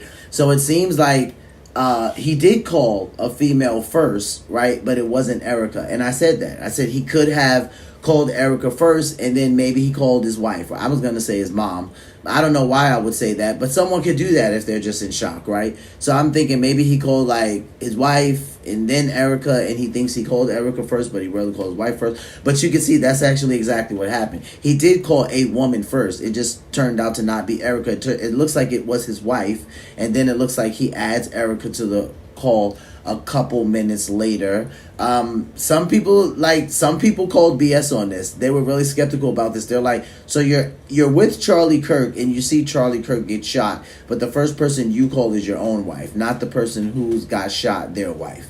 Yeah, that was giving sus for a lot of people. He called was his wife. He called Elizabeth McCoy. And then he stayed on the phone with his wife for 10 minutes. And during those 10 minutes, he three-wayed Erica 3 minutes after the shot went off. And then he three-ways his father. And then he three-ways a third person who I'm not interested in mentioning because it's not relevant. This is Danny McCoy, by the way, is his brother that's in the military. But that's before the shot goes off. Charlie Kirk shot goes off. You know, I had that in detail. Charlie's brought to security. Mikey McCoy calls his wife. They will stay on the phone for 10 minutes. Okay, in that same minute, because we know this because Blake Neff has given us his call log to his mother, Blake Neff called his mom. His call with his mother lasted 45 seconds. So we're assuming it went to 12:25. It very well could have stayed in 12:24, depending on the millisecond. Blake Neff ends that phone call with his mother. Mikey McCoy, after the phone call with his mother ends, adds Erica to the phone. Okay, so that when he was recapping and he's like, oh, his lips quivering, and he's like, I gotta call Erica. And he's like, and then I called my mom. That's not right. That's just not right. Okay, Mikey called Erica after Blake Neff ended that phone call with his mother. If call logs are to be believed above, human testimony. Mikey McCoy then drops Erica from the phone call 2 minutes later, and then he adds his father to the phone call. Again, he's this entire time on the phone with his wife. Okay, and then Mikey McCoy ends his phone call with his father. He does call another person who I'm not mentioning because it's just not relevant to anything, not a character in the story, rather. And then he ends the phone call with his wife, and a minute later, his brother calls him back, and they stay on the phone for 10 minutes.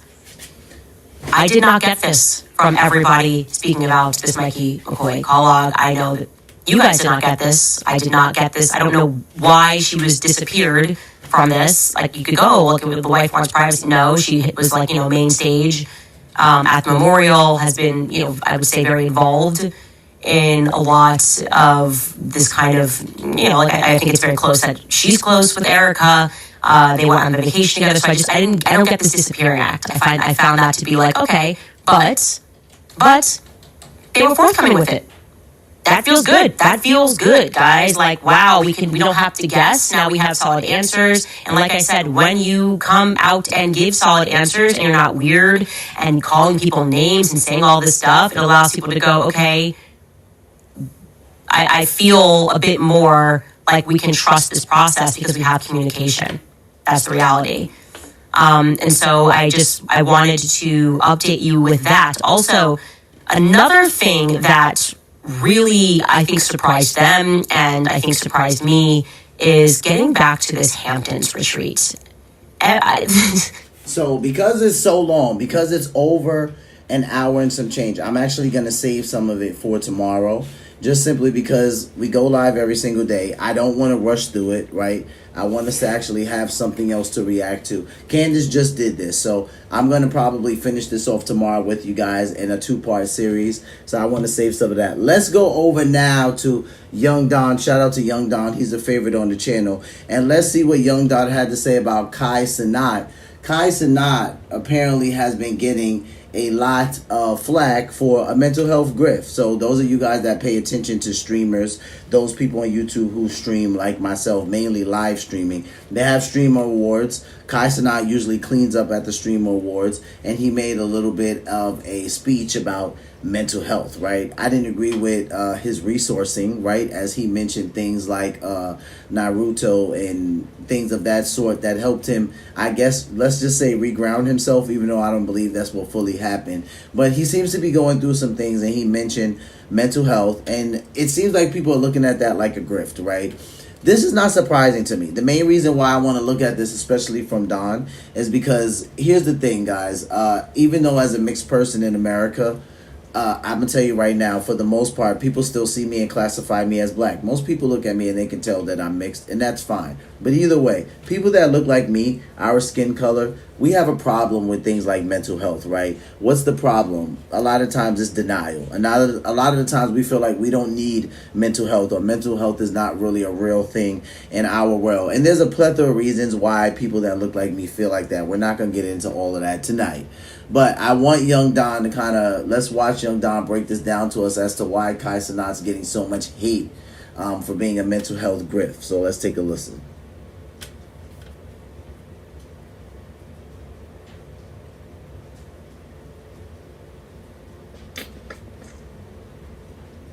This nigga is taking money from his fans and then tells you he's struggling with his mental health. You know how many niggas probably subscribe to him right now that's struggling with their mental health? I hate this nigga so much, bro. Like, I didn't have no reason to hate this nigga before. I used to... That's obvious. That part is very clear. Kai Cenat, for what he has been saying lately about mental health. Recently, Kai Cenat has opened up about the fact that he has been dealing with some serious mental health battles. He first mentioned this at the Streamer Awards recently that happened this month. And so first, let's refresh our memories and take a look at that clip where Kai Cenat spoke about mental health at the Streamer Awards. I appreciate everybody who decided to vote for me for this award. One thing I wanted to say to you guys tonight is I hope a lot of creators in here and everybody at home and the viewers and the streamers really take care of your mental health. I just noticed that recently I just been going through things in my head, and I was able to, turn to anime, Death Note, Naruto, recently since I've been gone, and I just been able to, find happiness within that. But, as for the word of collab, I want to... Finding happiness in anime. Okay, interesting. Appreciate everybody, Now, for those of you guys that don't know Young Don, he does animations, and he does really great animations. I've watched a couple of them, and I actually love that about Don. He's the GOAT. He's put a lot of people on to do animation. But for Kai to say that that's some of the stuff he turned to, right? In therapy, we'll call it to regulate, right? Or to ground himself. Bro, that's not a good look. That's not a good representation. That's not a good recommendation. I want you even giving the black community. Go get yourself a real therapist, young sir. Within our community, us collabing is everything. You feel what I'm saying? So collaboration is everything. And I know this nigga said the most basic animes, though. I ain't gonna lie to you. He on the anime starter pack. But okay, you know what I'm saying? Anything that helps you feel better, I'm not gonna knock it, man. This year has been very difficult on the fan bases, the communities, and of streaming in general. Yeah. And as long as we don't tear each other apart and let that get in between us, we're gonna be just fine. So yeah, a whole lot of drama, a whole lot of beefing this year. Okay. Yeah, man, short and sweet. A lot of people, they had positive things to say about this little speech he gave at the time of the speech.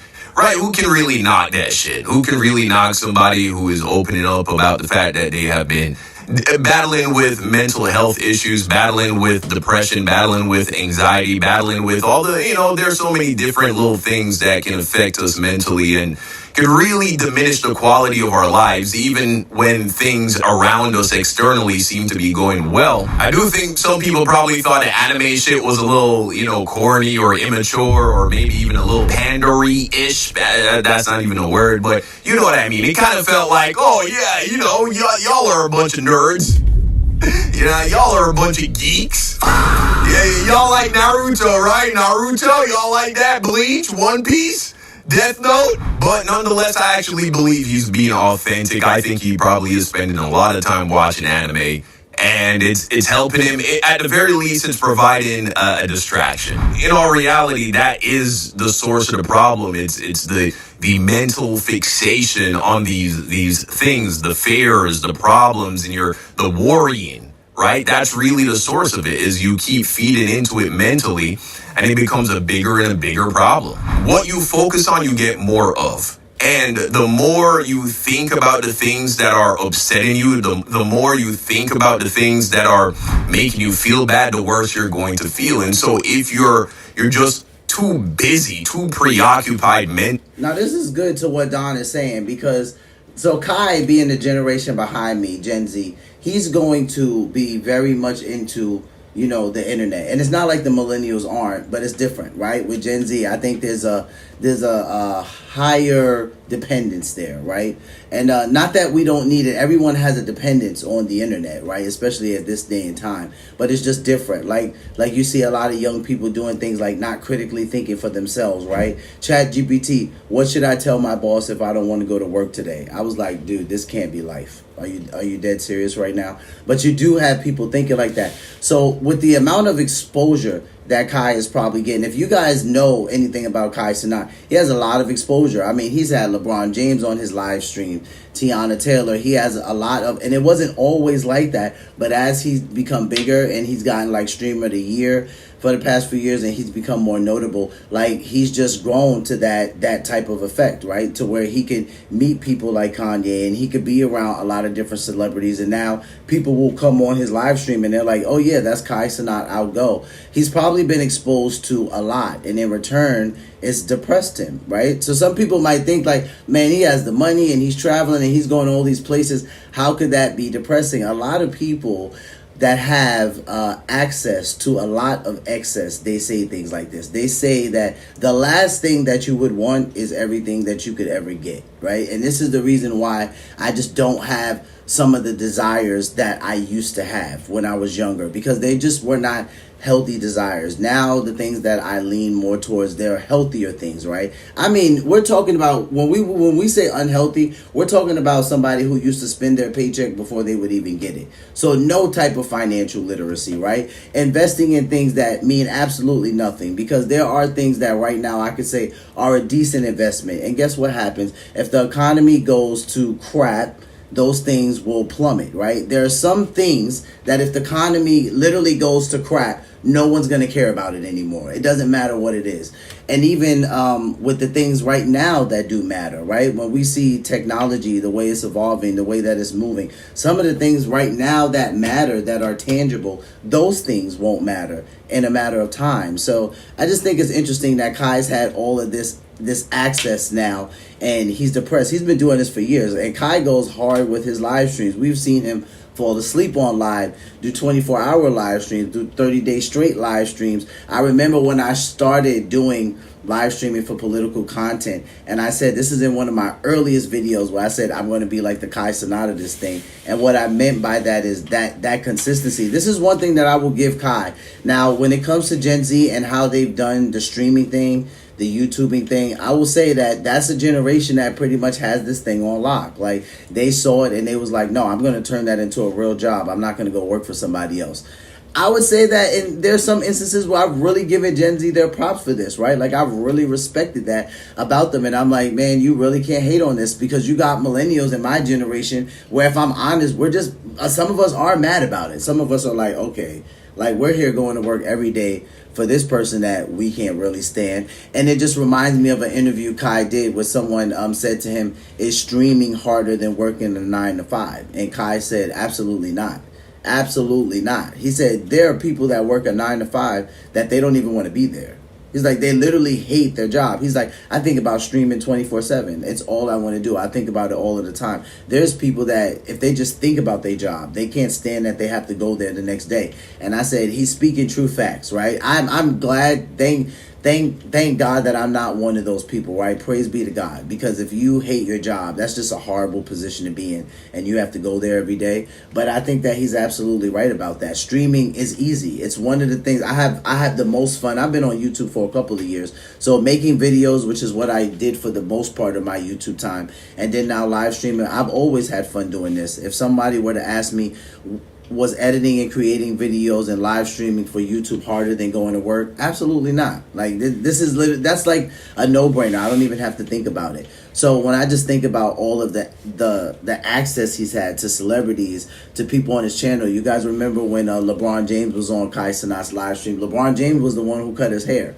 I mean, he kind of like fixed it up and made it look right, but LeBron James was the one that cut his dreads off. So same thing with DDG. He cut his dreads off on live stream, I believe it was. So a lot of the Gen Z YouTubers, like, they have this live streaming thing on lock, but it's getting them fame really, really fast. And I think a lot of things that they're getting access to, it's becoming depressing for them, right? They're getting a lot of things that they want really, really fast. And I think they're figuring out, like, oh, this stuff I'm getting in is still not making me happy. It's still not making me feel whole. It's still not making me feel complete.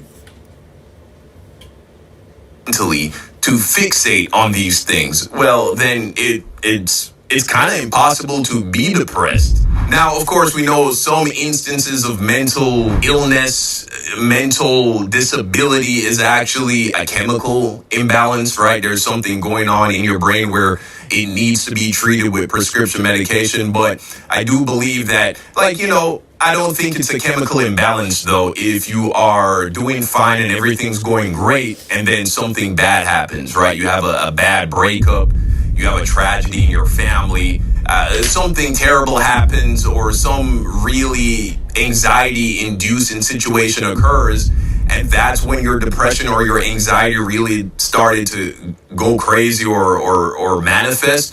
Well, then I think it's safe to say that's probably not a chemical imbalance because you were fine before. There are some people who are just, they feel sad for literally no reason. You ask them what they feel sad about and they can't tell you. They just have this perpetual feeling of gloom and despair and doom.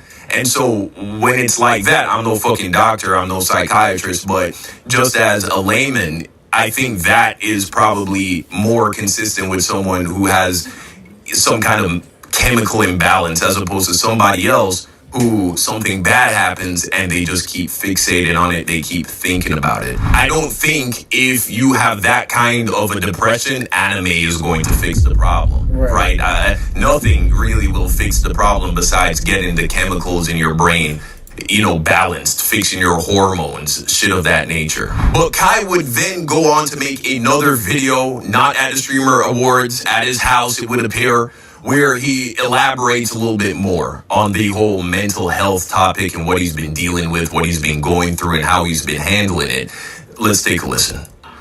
Hello, everybody. I'm currently on my laptop right now, and I appreciate everybody who's been sending me birthday wishes, as today is my birthday. Oh, okay. Happy birthday, Kai. Yeah, always a blessing when you make it another year on the earth. So I felt like it was the perfect day to be transparent and honest with you guys. A few days ago, I spread awareness on mental health and how important it is to take care of yourself. And honestly, for the past few months, I've been struggling with mental health out of self-doubt and fright of pursuing goals that I really want to achieve. Right. And the reason I've really been in my head is because I just wanted to do more. I've gained to realize that I'm a true creator and I'm very passionate about creating. And I have other goals and things that I just want to achieve. And it's so crazy how a man can accomplish so much, but yet still be afraid. Yeah, this is what I was going to say. This is something that is very deep-seated in men that is not often spoke about. And I was just going to say that. I was going to say, dude, Kai has done a lot, like, for his age. And I wonder how old he turned today. Because when did, I'm trying to see, when did Don cover this? You know what? Can I see it on here? Let me see. Let's look up Kai's birthday. December 16th. So it was 2 days ago. All right.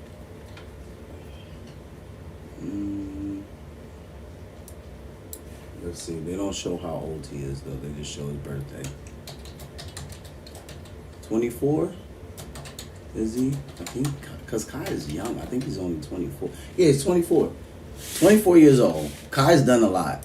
Like, for a 24-year-old, he's done a lot. So, and that's why I said this is something that's very deep-seated in men that's not often spoken about. If you know and you've watched him, he's done a lot. He's achieved a lot for a 24-year-old young man. And he just says that I want to do more. And there's nothing wrong with that. Somebody would be like, okay, that's what's up. Like, just do more. Stay motivated. Keep going. You know, get her done. Like, that's what a lot of people would say. But in his mind, it's like, can I even do more than what I've already accomplished so much, and I'm already 24. Like, have I hit the height? Like, is this it? Like, do I just kind of like cruise from here? Am I even going to be able to obtain what I want next? Like, he could have movies in his mind. He can want to, you know, build things in his mind, and because of all of that, it's becoming overwhelming to him, and he feels like, am I even going to be able to achieve this? He's done a lot. I will give him that. To be 24 years old, he's done a lot, so I can understand why he's feeling that. If I think about myself at 24 years old, and then I think about myself now, if I could go back to my 24-year-old self, what myself now would tell my 24-year-old self is just chill out. Be disciplined, right? Be disciplined, be consistent, right? Don't overthink it. Just be disciplined and be consistent. And this is something that I'm like, this is really deep-seated in men. It doesn't matter if we're 65 years old or we're 16 years old. This is something that the dreams of a man and those goals of wanting to achieve them and wanting to obtain them, a man can get extremely lost in those things, can get super wrapped up in those things to where it seems like nothing else matters and nothing else is important. So I can see why Kai is like, kudos to him for taking a step back and realizing that, you know, he might need some time with himself to figure things out. Afraid that he's going to fail. Do more of, and I would love to show you guys what I've been working on for the past few months through my more personal page, which is KC3 Hidden. I am going to go private soon on that page, so whoever gets in, but I just want to let you guys know that sometimes it is important to take care of your mental health, and honestly, it's been getting better.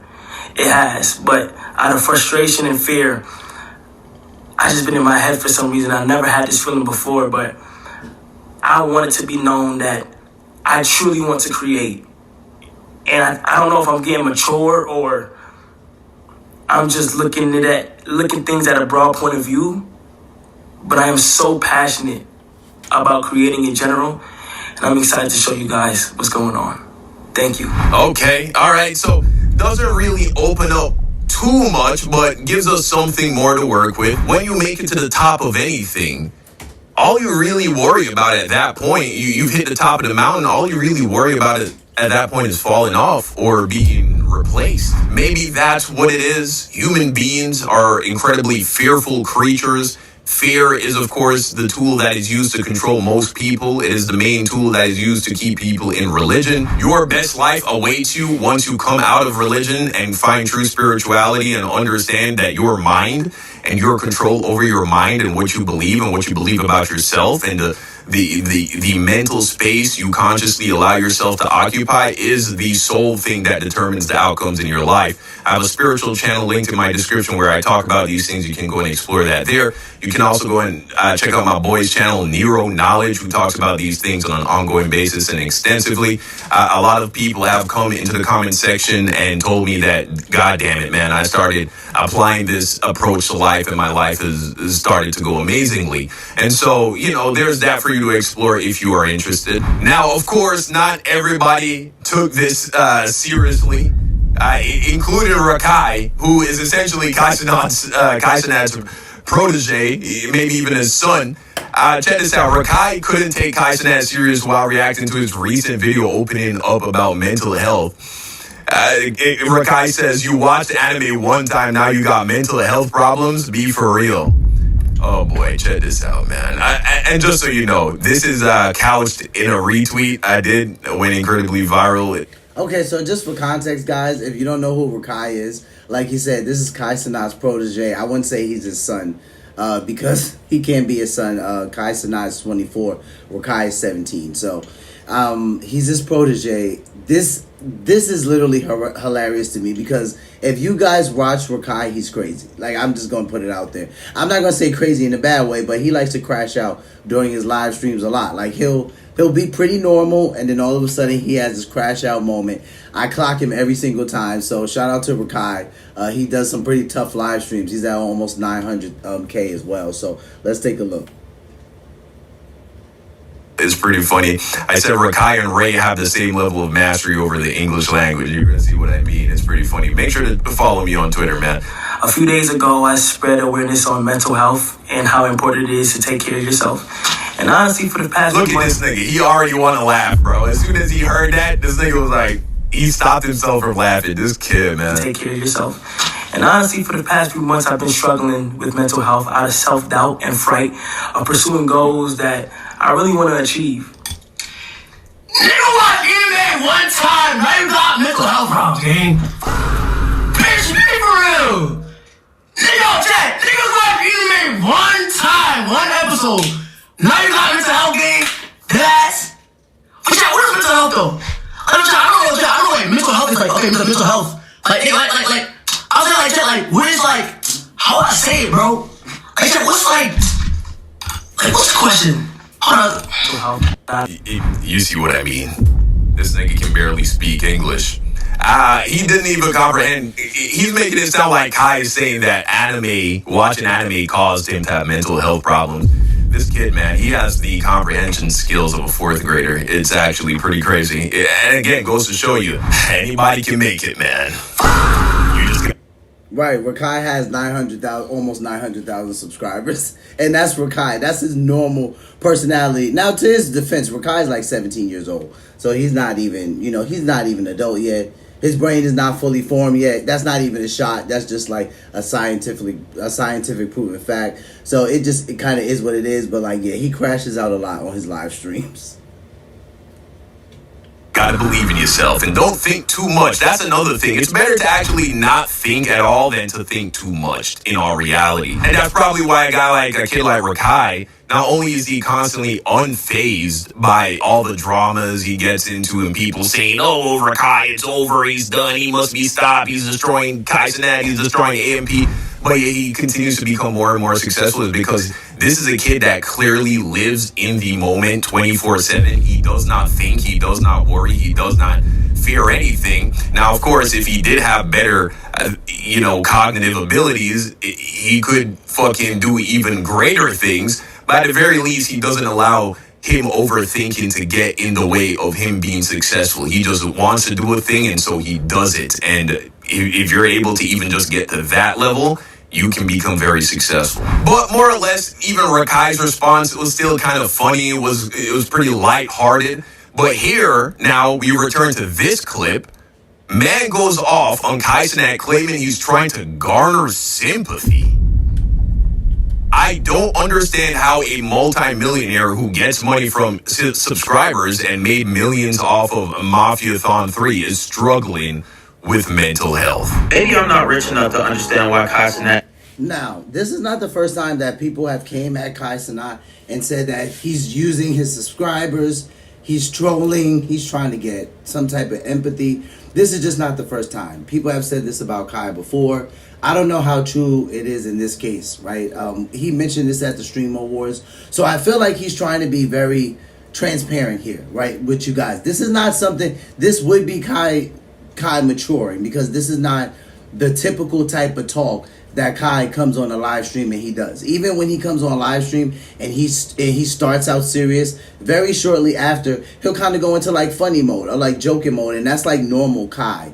But that's not what's happening here. I feel like he doesn't know how to fully articulate what he's feeling or going through, but he's also trying to put it out there like, hey, I'm not at my best right now, right? Even though you got people like Rakai, who is a lot younger than him, trying to do their best to react to it. You see Rakai say, yo, chat, what is mental health, right? Like, I'm like, come on, Rakai, really Google it. That's ridiculous. But it's these kind of things where it's just kind of like, I think Cenat is trying to be as transparent as he can, but this is just not his normal stint. Like, he does not normally come on live stream and say things like that. And I actually think that that's why it was short. He kind of just got to the point, said what he was dealing with, and just said, I'm excited to see what's coming. I'm excited for you guys to see what's coming next. But people know that Kai is like the GOAT of this thing, right? You got the Kai, you got the Kais, the DDGs, the J Cincos. Now I'm calling out all of the live streamers that I think are good. That I think that these live streamers, like, these guys are young. They're younger than me, but they know what they're doing. It doesn't matter that they're young. They know what they're doing. They got it on lock. And I can name a couple other ones, right? You got Deshae and all of them over there. But at the end of the day, Kai Cenat, he's like the GOAT when it comes to this. So a lot of people think he's just trolling. They don't really think that he's dealing with mental health at all, right? Because he never talks about this. He never brings it up. Now, yeah, you got every now and then, there's kind of like a theme where YouTubers seem to get kind of stressed out and they're like, oh, I wasn't posting because of mental health. So let's see what Kai says next referring to this. Well, this next clip is about a guy who watches Kai. Let's see what he has to say about Kai's trolling when it's referring to his mental health. Is struggling with his mental health. Maybe I'm just not in the same echelon as him, and I don't get how a multi-millionaire who gets money from his fans off of subscribers, who just made $5 million off of Mafiathon 3, is struggling with mental health. Maybe I just don't understand what the fuck is going on. Okay, yes, that's exactly what's happening. I mean, if you just thought about this shit a little bit more seriously, he's essentially implying that money cures mental health problems. If you have a lot of money, then you should never be depressed. You should never be anxious. However, we could just turn that around on people. People that we regard as poor in America are still in the top 1% of the global economy, right? You have running water. You have cheap food available to you, electricity. Internet is easily available. Cell phones are easily accessible and attainable even for a poor person. Even homeless people have cell phones in America. You go to other parts of the world where they have to walk to just get water to drink. You can just go to your sink, right? You can buy a case of waters for fucking $2. They have to go and walk like miles just to get water, right? They go hungry on a regular basis. But yet, if they were to turn to you and say, well, you got water, you got clothes, you got food easily accessible to you, why the fuck are you depressed? What's going on with you? You would look at them and be like, yeah, but you see the thing. And so this is what you need to understand. Yes, it is true objectively. The more money you have, the more power you have, and the easier it is for you to acquire things. And when you do get to a point where money is one less thing you have to worry about, yes, that does objectively improve the quality of your life and can have a positive impact on your mental health. Most certainly, when you don't have to worry about paying your bills. But once that is covered, which really that gets covered around the like fucking 80 to anywhere between, depending on your lifestyle, anywhere between $60,000 and $100,000 a year for you as a single individual. I think the grand majority of people will hit that point. You can afford a decent car, you can afford a decent place to live, you can pay all your bills as a single individual. I think the grand majority to anywhere between, depending on your lifestyle, anywhere between $60,000 and $100,000 a year for you as a single individual. I think the grand majority of people will hit that point. You can afford a decent car, you can afford a decent place to live, you can pay all your bills, have food, dress. You know, you can't be wearing luxury brands all the time, but you can wear nice clothes. Once you get beyond... Yeah, I would say as long as the level of financial literacy goes up a little bit, yeah, absolutely. Especially amongst people that look like me, because we got to do better with how we handle our money, where we put our money, if we're investing our money. I mean, we're doing better. You know, there's a lot more people. There's a lot more first generation millionaires, and they're actually coming from investing in their stock portfolios within their 401ks, right? So and that's a statistical fact, where a lot of first generation millionaires, that's where the million is coming from, right? Where we're putting our money at, how we're investing our money, how much money we're saving away. Yeah, if the level of financial literacy goes up, then I would say, yeah, a good amount of people could hit that 60K to 100K year salary. Beyond that, honestly, money does not make you any happier. Maybe I'm stupid. Or maybe this motherfucker is looking for sympathy for y'all. He hopped on this app and told us he's been struggling to achieve these goals he wants to achieve. All he wants to do is create and just keep creating. Nigga, you didn't create that school yet. You took all this money from all these people, and you didn't even make the fucking school. You gonna hop on here talking about I just wanna create. I've been struggling with my mental health. It's been holding me down. It's been holding me back. And now I got some shit I'm working on that I want to show y'all. It better be that fucking school. I swear on everything, if it's not that fucking school, bro, all y'all motherfuckers supporting this kid, bro, you have to stop.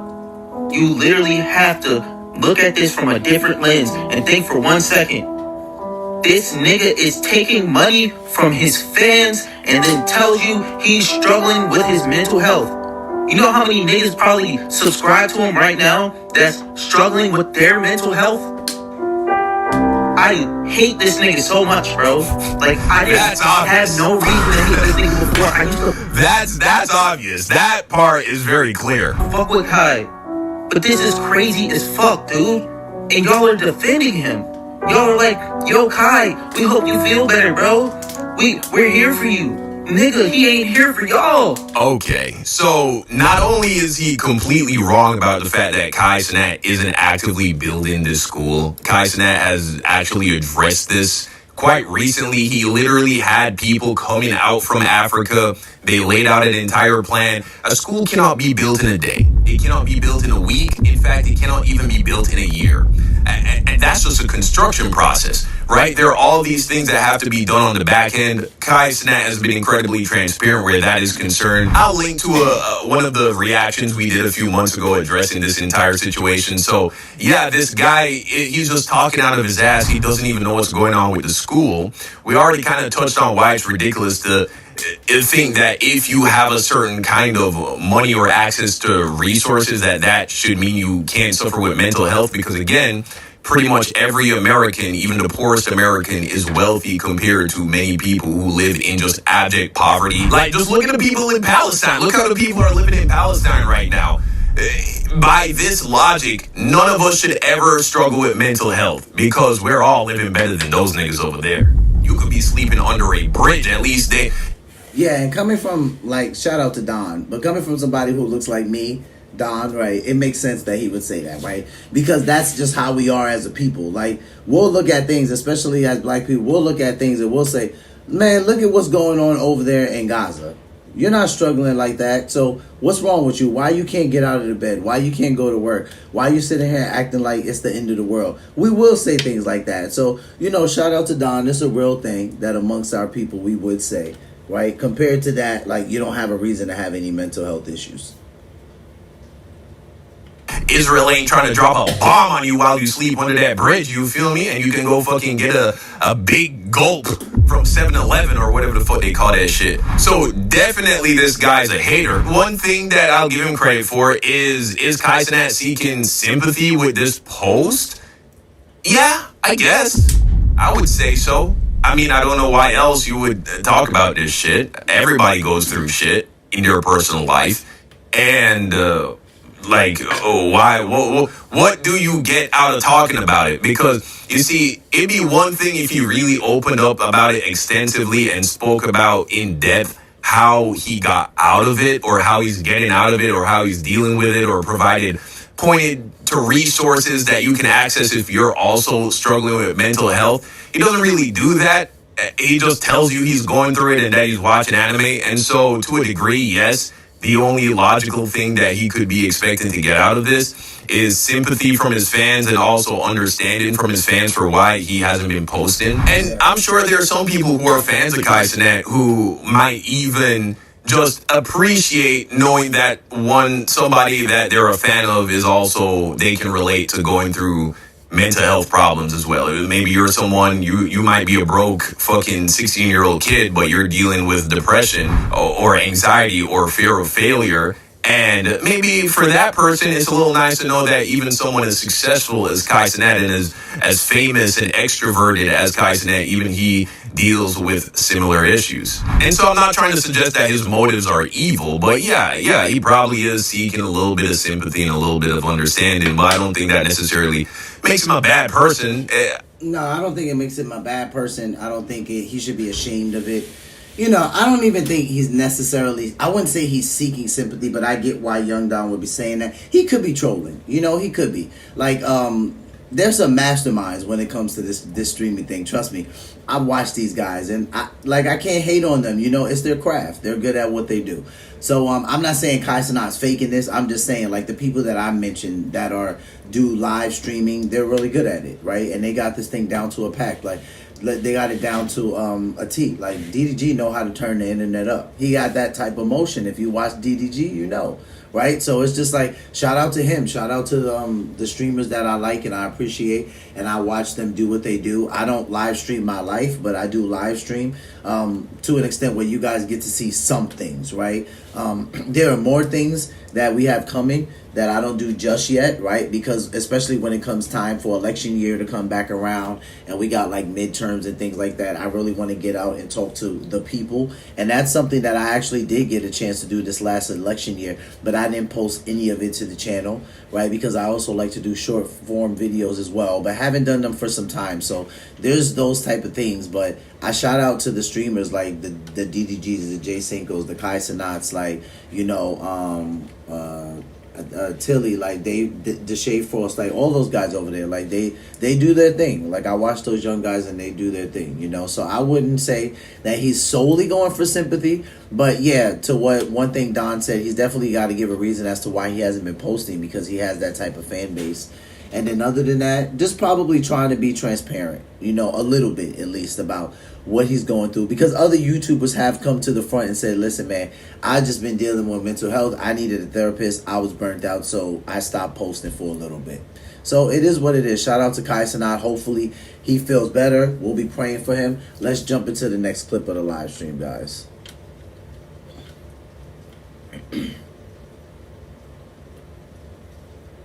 You ever feel the hair on the back of your neck stand up? That's your intuition, and you should listen to it. University, who I believe killed 2 and had 9. All right, so as I talk to you guys right now, the shooter at Brown University, who I believe killed 2 and had 9 injured, and you know those numbers may change over time as they normally do in these circumstances. But you had this guy, school shooter, enter in Brown and kill a bunch of people and then left, right? And the crazy thing is, they don't seem to have them on video or anything. There's limited cameras on the campus, and it wasn't in that area, and this and that is what they're saying. It's kind of crazy. We live in this fucking Palantir age where they have blackmail files on all of us, and they're creating mass surveillance systems that put the Patriot Act on steroids. But in the rare instance where it actually might be helpful, like, oh no, we have nothing for you on that guy. So they're still like fucking looking at grainy-ass pictures that look like they were taken in like 1948, and they're going, oh, this might be the guy. It's like, what? So you got this Brown shooter on the loose. By the way, the other day, I believe somebody from MIT also got killed. Some, like, I don't know if it was a nuclear scientist. And this was something people were kind of freaking out about, because they're like, okay, did someone hijack the footage? Did someone, you know, mess with the footage? What's going on that we can't see the guy? Where did he go? Shout out to Secular Talk. Shout out to Kyle. Channel favorite. We react to Kyle over here often. I think he did a great job covering this. So yeah, let's just take a look. The FBI crumbles. Cash Patel is in some stuff yet again. Or something like that. Some MIT person also got murdered, and that came out literally a day after the Brown guy. So people are going, is it the same person? Is that what's happening here? Is it the same person who's killing? We don't know. Nobody knows. But in the midst of all this, you would think the FBI director would be FBIing all over the place. You think he'd be trying to fucking piece some shit together on some fucking Sherlock Holmes, Inspector Gadget type shit. You think he would, be working around the clock, barely taking any time off, doing the job that he's being paid to do. But no, instead of doing that, instead of trying to get to the bottom of what actually happened to Charlie Kirk, which we have no idea what happened in this moment. I mean, the evidence is fucking very scant. It's few and far between. The idea that they know that it's Tyler Robinson and he acted alone, nonsense. It's nonsense. They don't know what the fuck they're doing. Cash Patel and Dan Bongino don't know what the fuck they're doing. But how is he spending his time in the midst of all this going on? This dropped, again, while the Brown shooter is free, another guy got killed at MIT, nobody knows what's going on with the Charlie Kirk thing, right? Here's what the FBI director is doing, going on Stephen Miller's wife's podcast. Watch this. We are so excited to be joined by Cash and his beautiful girlfriend, Alexis. So just to clarify, you're not Jewish. I'm not. You are not from Israel. Bro, I don't understand this. Like, okay, Cash, if you're watching this, Cash, get married. I have some right to tell you this. I mean, first and foremost, you know, I am a follower of Jesus, so that's part of the reason why I have the right to tell you this. But, you know, I've also married a couple people, and I'm like, come on, Cash. Like, I'm only married to one person, but I've married a couple of couples. And, yeah, I think you guys should get married, Cash. You should not feel okay with people calling you her boyfriend. I mean, you know, you're not a boy, Cash. You're not a boy. You're a man, and you should, because you're conservative, I would think that your conservative buddies are leaning you towards marriage, but I don't see that happening. You guys are okay with fornicating, but you're talking about Jesus on the right, and you're confusing. Get married, Cash. No. So how did we get to, are you a Mossad agent? Yeah, that's a great question. Here's her ring. Just to clarify, how often has he traveled to see you since January 20th? Has there been one moment where you're like, you can't make this up? You know it's going well when you have to do the, who, me, bro? Mossad agent, bro? You know it's going well when you have to dedicate a whole portion of the podcast to, like, you're definitely not a Mossad agent, right? We know that, right? You're not Israeli. You're not a Mossad agent. We can say that for the record, right? Things are going well, aren't they? When this is where they're going. It's unbelievable, man.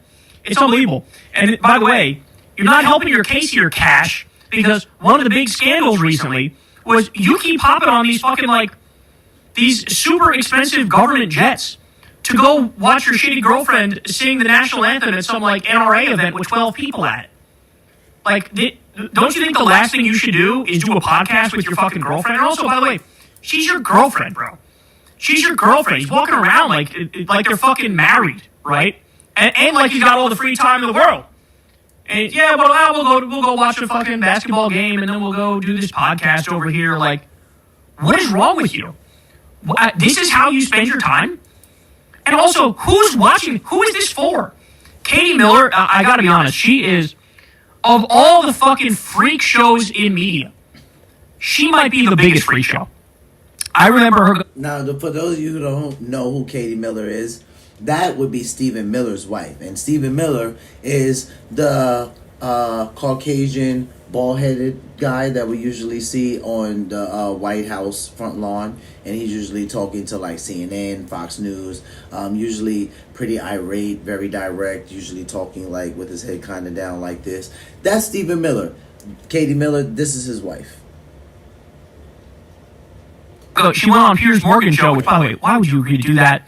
Why would you agree to do that, Katie Miller? I don't get it. Why would you agree to that? And she goes on this panel. She starts talking like Stephen Miller. You know how he yells and talks in a very weird cadence? She started talking just like him. And that's how she talks whenever she gets loud and aggressive and she starts yelling at people. And so she's shrill, she's loud, she's obnoxious. She makes horrible fucking points. She gets smacked around on the panel. And it's like, who is this for? Who is this for? Your husband is like a Jewish Nazi rounding up innocent people, fucking, destroying people's lives, blowing off court rulings, destroying the Constitution, sending people to fucking Cenat where they get raped and tortured, where we had detailed reporting about that, just fucking sending people to alligator Auschwitz. And what, you think the country's like, I wonder what his wife is like. I'm sure she's a swell person. I mean, like, there's something very soul-sucking about a country where even people like Katie Miller, like, they yearn to be an influencer. The fucking grossest word in the English language, if it even is a word. I don't know if they recently declared it one. An influencer. Right? Like, the camera needs to see me! The gloriousness of me! Me! It's like, I'm sorry, nobody cares about you, Katie. Nobody cares about you. Nobody likes you. It's weird for your husband to be goose-stepping all over the place and zig-heiling all over the place, and you're trying to do some fucking, the internet version of, like, the Today Show where you're, like, chirpy and cheery and fucking, like, what is this? What is this? This dystopian-ass future where it's like, imagine, like, the wife of Goebbels being on Nazi TV. Das ja, show you how to make nice cupcakes, yeah. Like that's what this is. That's what the equivalent would be in Nazi Germany. Here she is fucking interviewing Kash Patel, who literally nobody likes. By the way, further evidence that he's way too plugged in too, by the way. I need to point that out. Because the criticism of both Dan Bongino and Kash Patel, and I forget who told us this, but it's certainly true. Some article went into detail about this. He cares too much about MAGA land on Twitter. Like, he literally spends his time trying to, like, impress raw egg nationalists on Twitter. Or some, like, other shitty account that's got some Roman statue picture where they fucking, you know... Kyle's not lying about this. Kash has been getting a lot of heat about this. They're like, does Kash Patel have anything to do other than be on Twitter or True Social or X, like whatever they're calling it? Literally, they're asking him that, and this is like, he's getting a lot of flack from being on social media. He's getting a lot of flack for going to see his girlfriend sing national anthems. He's getting a lot of flack for threatening FBI agents to drive his girlfriend's drunk best friend around. So, you know, these are not things I'm happy about. I thought we liked Kash. When President Trump was first putting his cabinet into place, I thought we were happy about Kash. We've seen some things, and now people are not so happy about Kash. You know, he needs to be careful. A lot of people some FBI directors in the past have been removed because they are using government property, FBI property, or services for their own benefit. And I'm like, Kash, this is not good. What are we talking about here, right? So you already got people calling for his head. They were extremely hard on him during his confirmation hearing. I mean, that was like, dude, they do not want this guy to win. And now seeing all of this, I mean, this is why you have people like, you are the most incompetent FBI agent, FBI director we have ever had. So now when Jasmine Crockett says things like that about Kash Patel, she doesn't really get scrutiny. She kind of gets a lot of agreement. And I'm like, oh man, Kash, this isn't good. This isn't good, but nonetheless, we'll keep following it. Hopefully, Kash Patel does not get fired and remains. I mean, who are we going to get next, right? Before this, we had to deal with two people that literally knew pretty much, they put it out there that they knew about the assassination or the attempted assassination of Trump. I mean, what are we going to get after this, right? So this is a 10-year appointment that Kash is on. I'm like, Kash, you're going to mess it up in less than a year? Come on, Kash. Come on. All right, guys, so let's jump to the final clip of the live stream. Shout out to Truth Be Told. We are going to react to him. He is a Christian content creator, focuses mainly on Christian content. We usually end or begin the live stream with a Christian clip, so let's take a listen.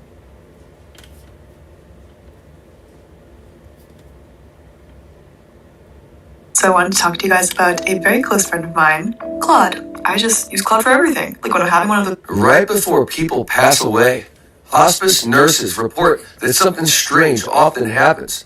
Men and women suddenly reach up and they smile and they speak to someone that they can see so clearly, but we can't. They even have a name for it. And so I'm going to share with you a moment just like this that was caught on camera from a video that's titled Some of What Mom Shared That She Saw Before She Died. This is very moving, it's very raw, it's so real.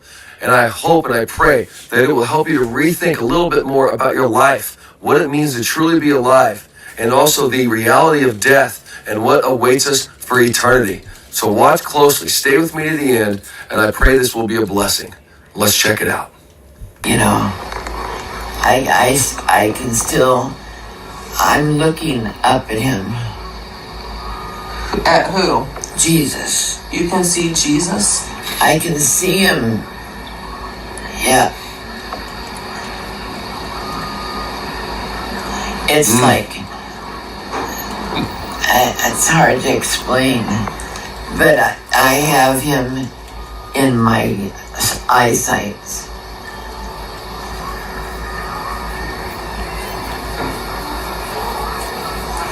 And I'm so small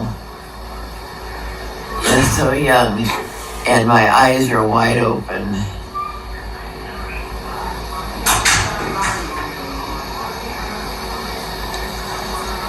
I'm just looking over and over again, you know. Yeah.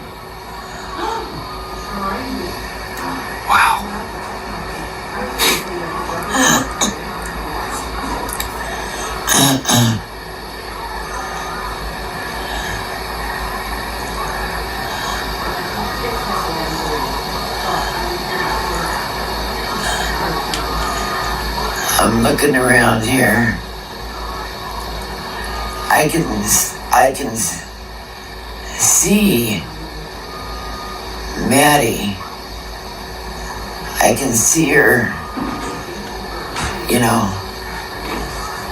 So now this lady starts to talk about some family members that she can see as well. First, we hear her say that she can see Jesus, and she looks really, really small. And, you know, she's just kind of gazing and smiling about it. Then she starts to talk about some past family members who have gone to pass on already, who she can now see. This is something that we see happen often, or we hear stories who are passing away or in transition to passing on. Something similar has happened. Family members have confirmed this and affirmed that, yeah, I did in fact see that, or yes, the person did in fact say this. So let's keep watching. What's Maddie doing? Watch this. Watch this. It's so powerful. What is Maddie doing? She has her hands up. She's waving to you, huh? Like this. Like, yep. Looks like she's praising. How old is Maddie? How old does she look right now?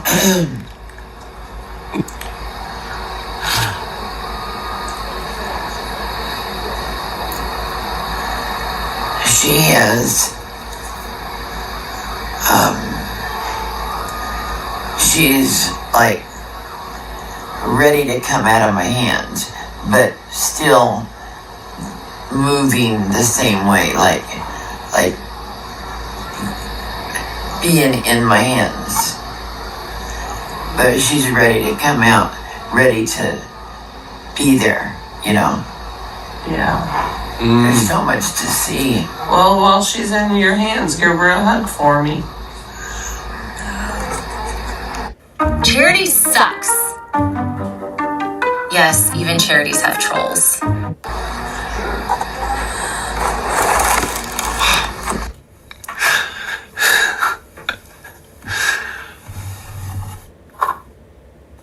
Man, moments like this, you just don't rush past them. We can't rush past them. We must really look into this and understand how real and raw this is, how emotional this is, how deeply human this is. What we just witnessed is a sacred moment. And hospice nurses, they've been given this moment a name. They give it a name. They call it the death reach, or simply reach. It's when someone nearing the end of their life, they reach upward, they smile, and they speak to someone that they can see, but we cannot. This isn't a rare thing.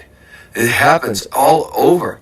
It's part of what is called our end-of-life visioning or near-death awareness. People across cultures describe the same.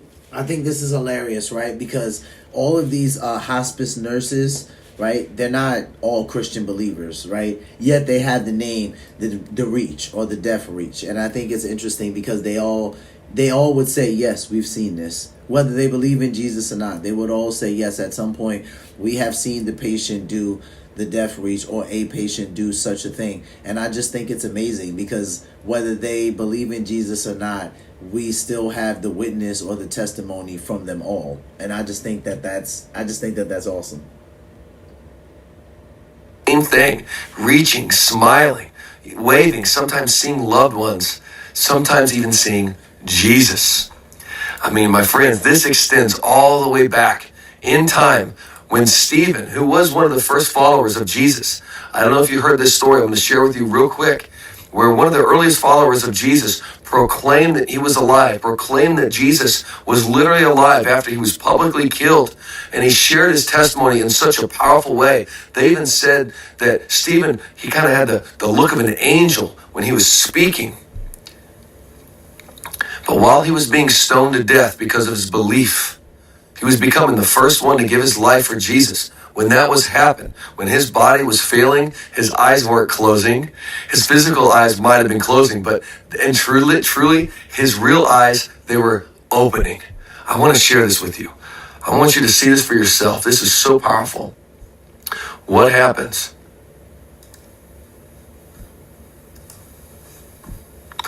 Pull it up here. lots of screens to switch through. Here we go.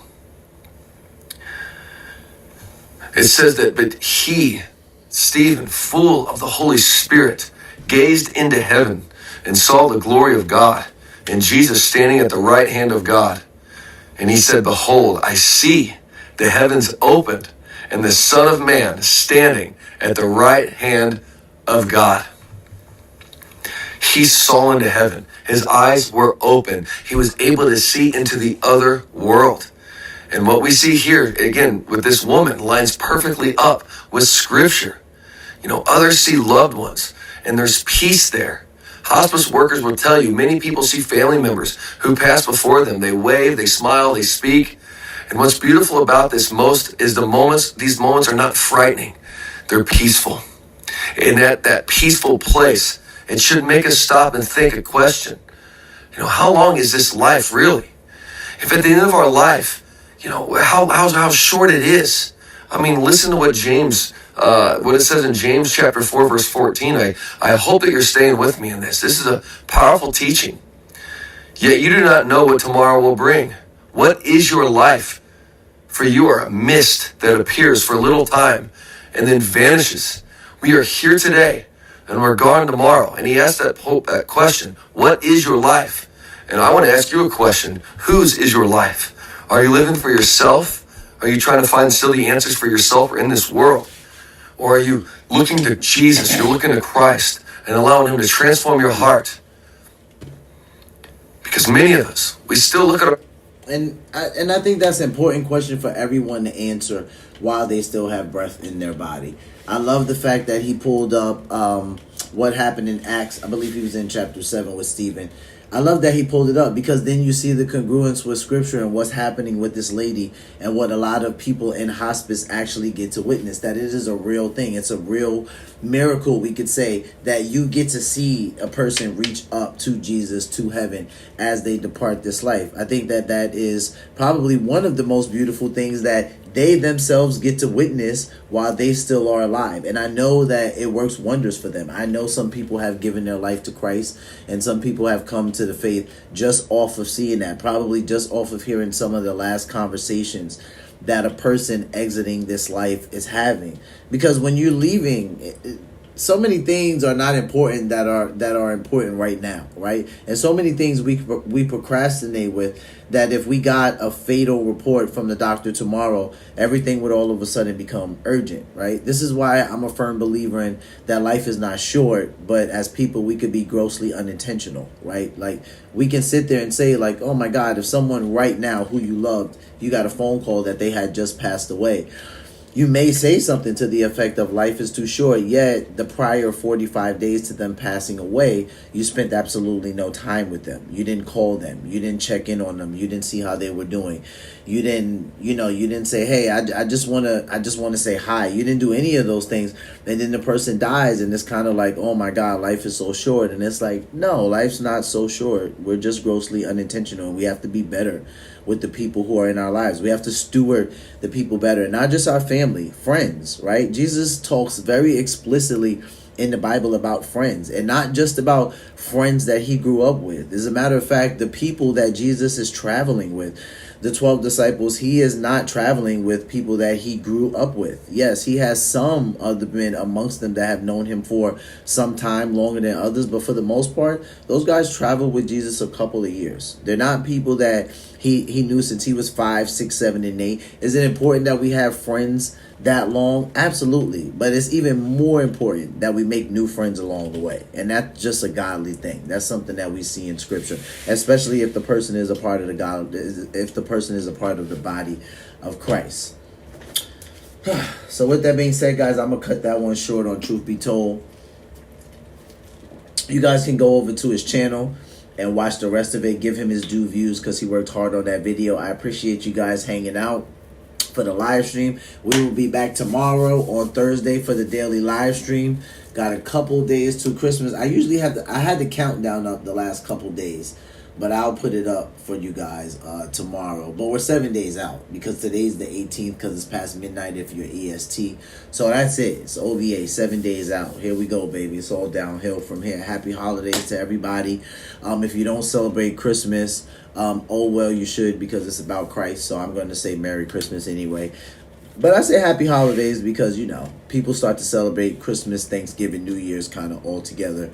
So you guys spend time with your family. What I just talked about as far as life being short is not. So love on your family. Tell them you love them. Have serious conversations with them, not just topical ones about sports and stupid weather. Have deep conversations with people. Find out what's on their mind and where their heart is, right? Spend time with someone who is tough to be in the room with. Do all the things this year and walk into 2026 just ready to kick butt. So you guys enjoy the holidays. I will see you guys in a couple of hours. Take care of yourselves. Take care of one another. Love yourselves. Love one another. Be peaceful. Tell somebody about Jesus. Peace.